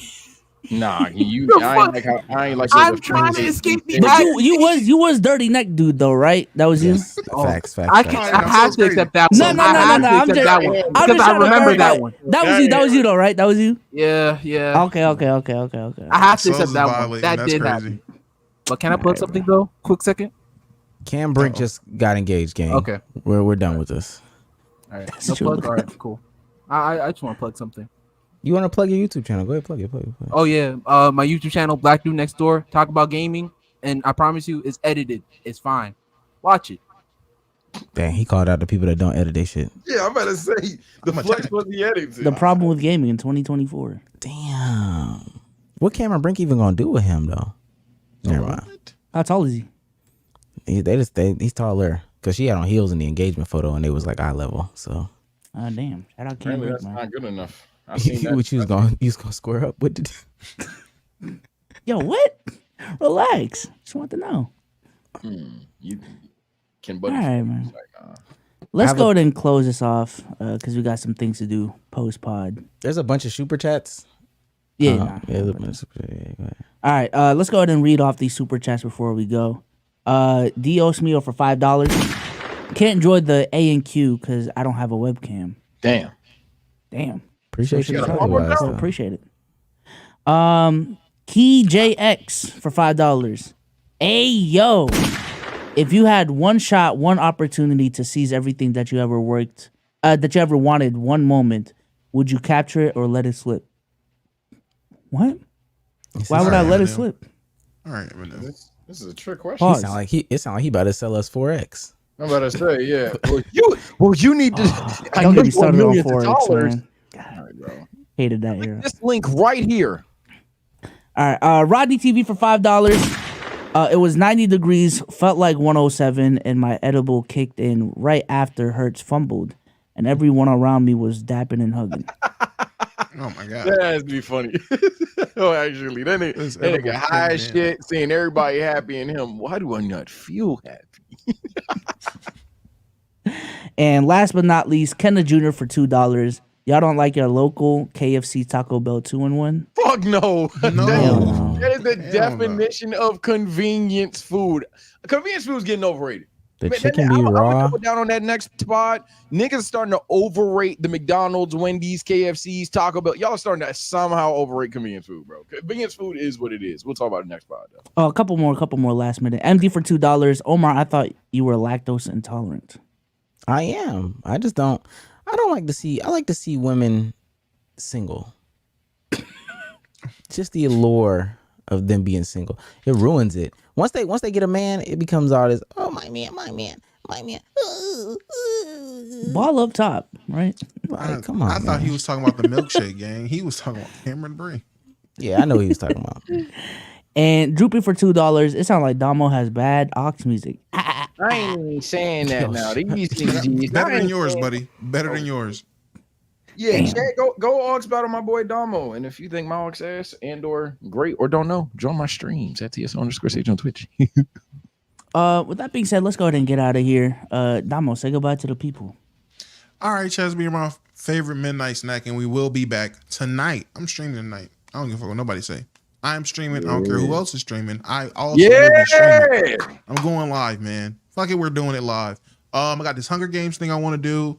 Probably gonna do some runs in the Discord. OTF came with an all first team 2K list, and I was excluded. Not everybody on the hit list, so we gotta have fun. Damn. All right, Omar, say goodbye to the people. People, we are gonna be discussing who was worse, Cardi B or Offset, for the MVP pod that is being recorded right after this. So if you are MVP Hall of Fame member, you will be able to watch and consume that content coming up on Friday. Also, new videos coming out every single other day, man. We're a generational run in September. We got collabs coming. We got skits coming. We got great content coming. And last but certainly not least, please, if I'm being serious, this ain't even like a threat or anything like that, or like I'm trying to little bro or son anybody or trying to make this confrontational. Especially after like 3 messages where we go book for book. I decided to go book for book this weekend. I was about to travel, so I was ready. Let's just have a conversation about it. Discord is open. Twitter Spaces is open. My DMs are open. Let's talk about it. I would love to have these conversations, especially about lowering the rim and all this other stuff like that, so we can debunk a bunch of narratives with stats and anecdotal experiences and stuff like that. Please, let's talk. Let's make a community again. Yeah, take care, stay blessed. Sage, say goodbye to the people. All right, people, y'all know me, man. I ate after I eat after the pod that we about to do or whatever. After I eat, if I ain't tired, we live. We're gonna try to beat the Boo Saga or go as far as we can without running into crazy filler. Videla's gonna be Bloodline Rules, if you will. After that, we probably need to watch a movie, and then we're gonna have a episode 600 review of One Piece. Yeah, I'm around episode 600, or I will be after I'm done eating. Furthermore, gotta promote it everywhere I go in every video, so I'm gonna do it here as well. The Sparking Zero stream, subathon, whatever the fuck I'm gonna call it. Yeah, we're gonna bump that 95 to 98% confirmed. We're essentially I'm going to stream Sparking Zero, and I'm not ending stream until I beat the goddamn story or I crash out. I've never done anything past a day before. We'll see what happens. But yeah, take care, stay blessed. See y'all real soon, unless I go to sleep. But before we go, because we cannot be even half a basketball podcast, partial basketball podcast, we would be doing a terrible job. We should have did it at the top. Rest in peace to the Dikembe Mutombo. What? Yeah, NBA legend. One of the first that definitely helped connect the game from America to Africa, and then his efforts post playing career to connect the game to Africa and the Africans to the game. NBA legend, Hall of Famer. Rest in peace to Mr. No. Rest in peace to Dikembe Mutombo. Rest in peace. I legit didn't know. Rest in peace. Too young. He was young too. 58 from cancer. Yeah. Rest in peace to Dikembe, man. Rest in peace. Rest in peace, man. With that being said, I'm on Sage streaming tonight, so I'm streaming tomorrow. And I'll catch y'all tomorrow. Peace. Bye, guys.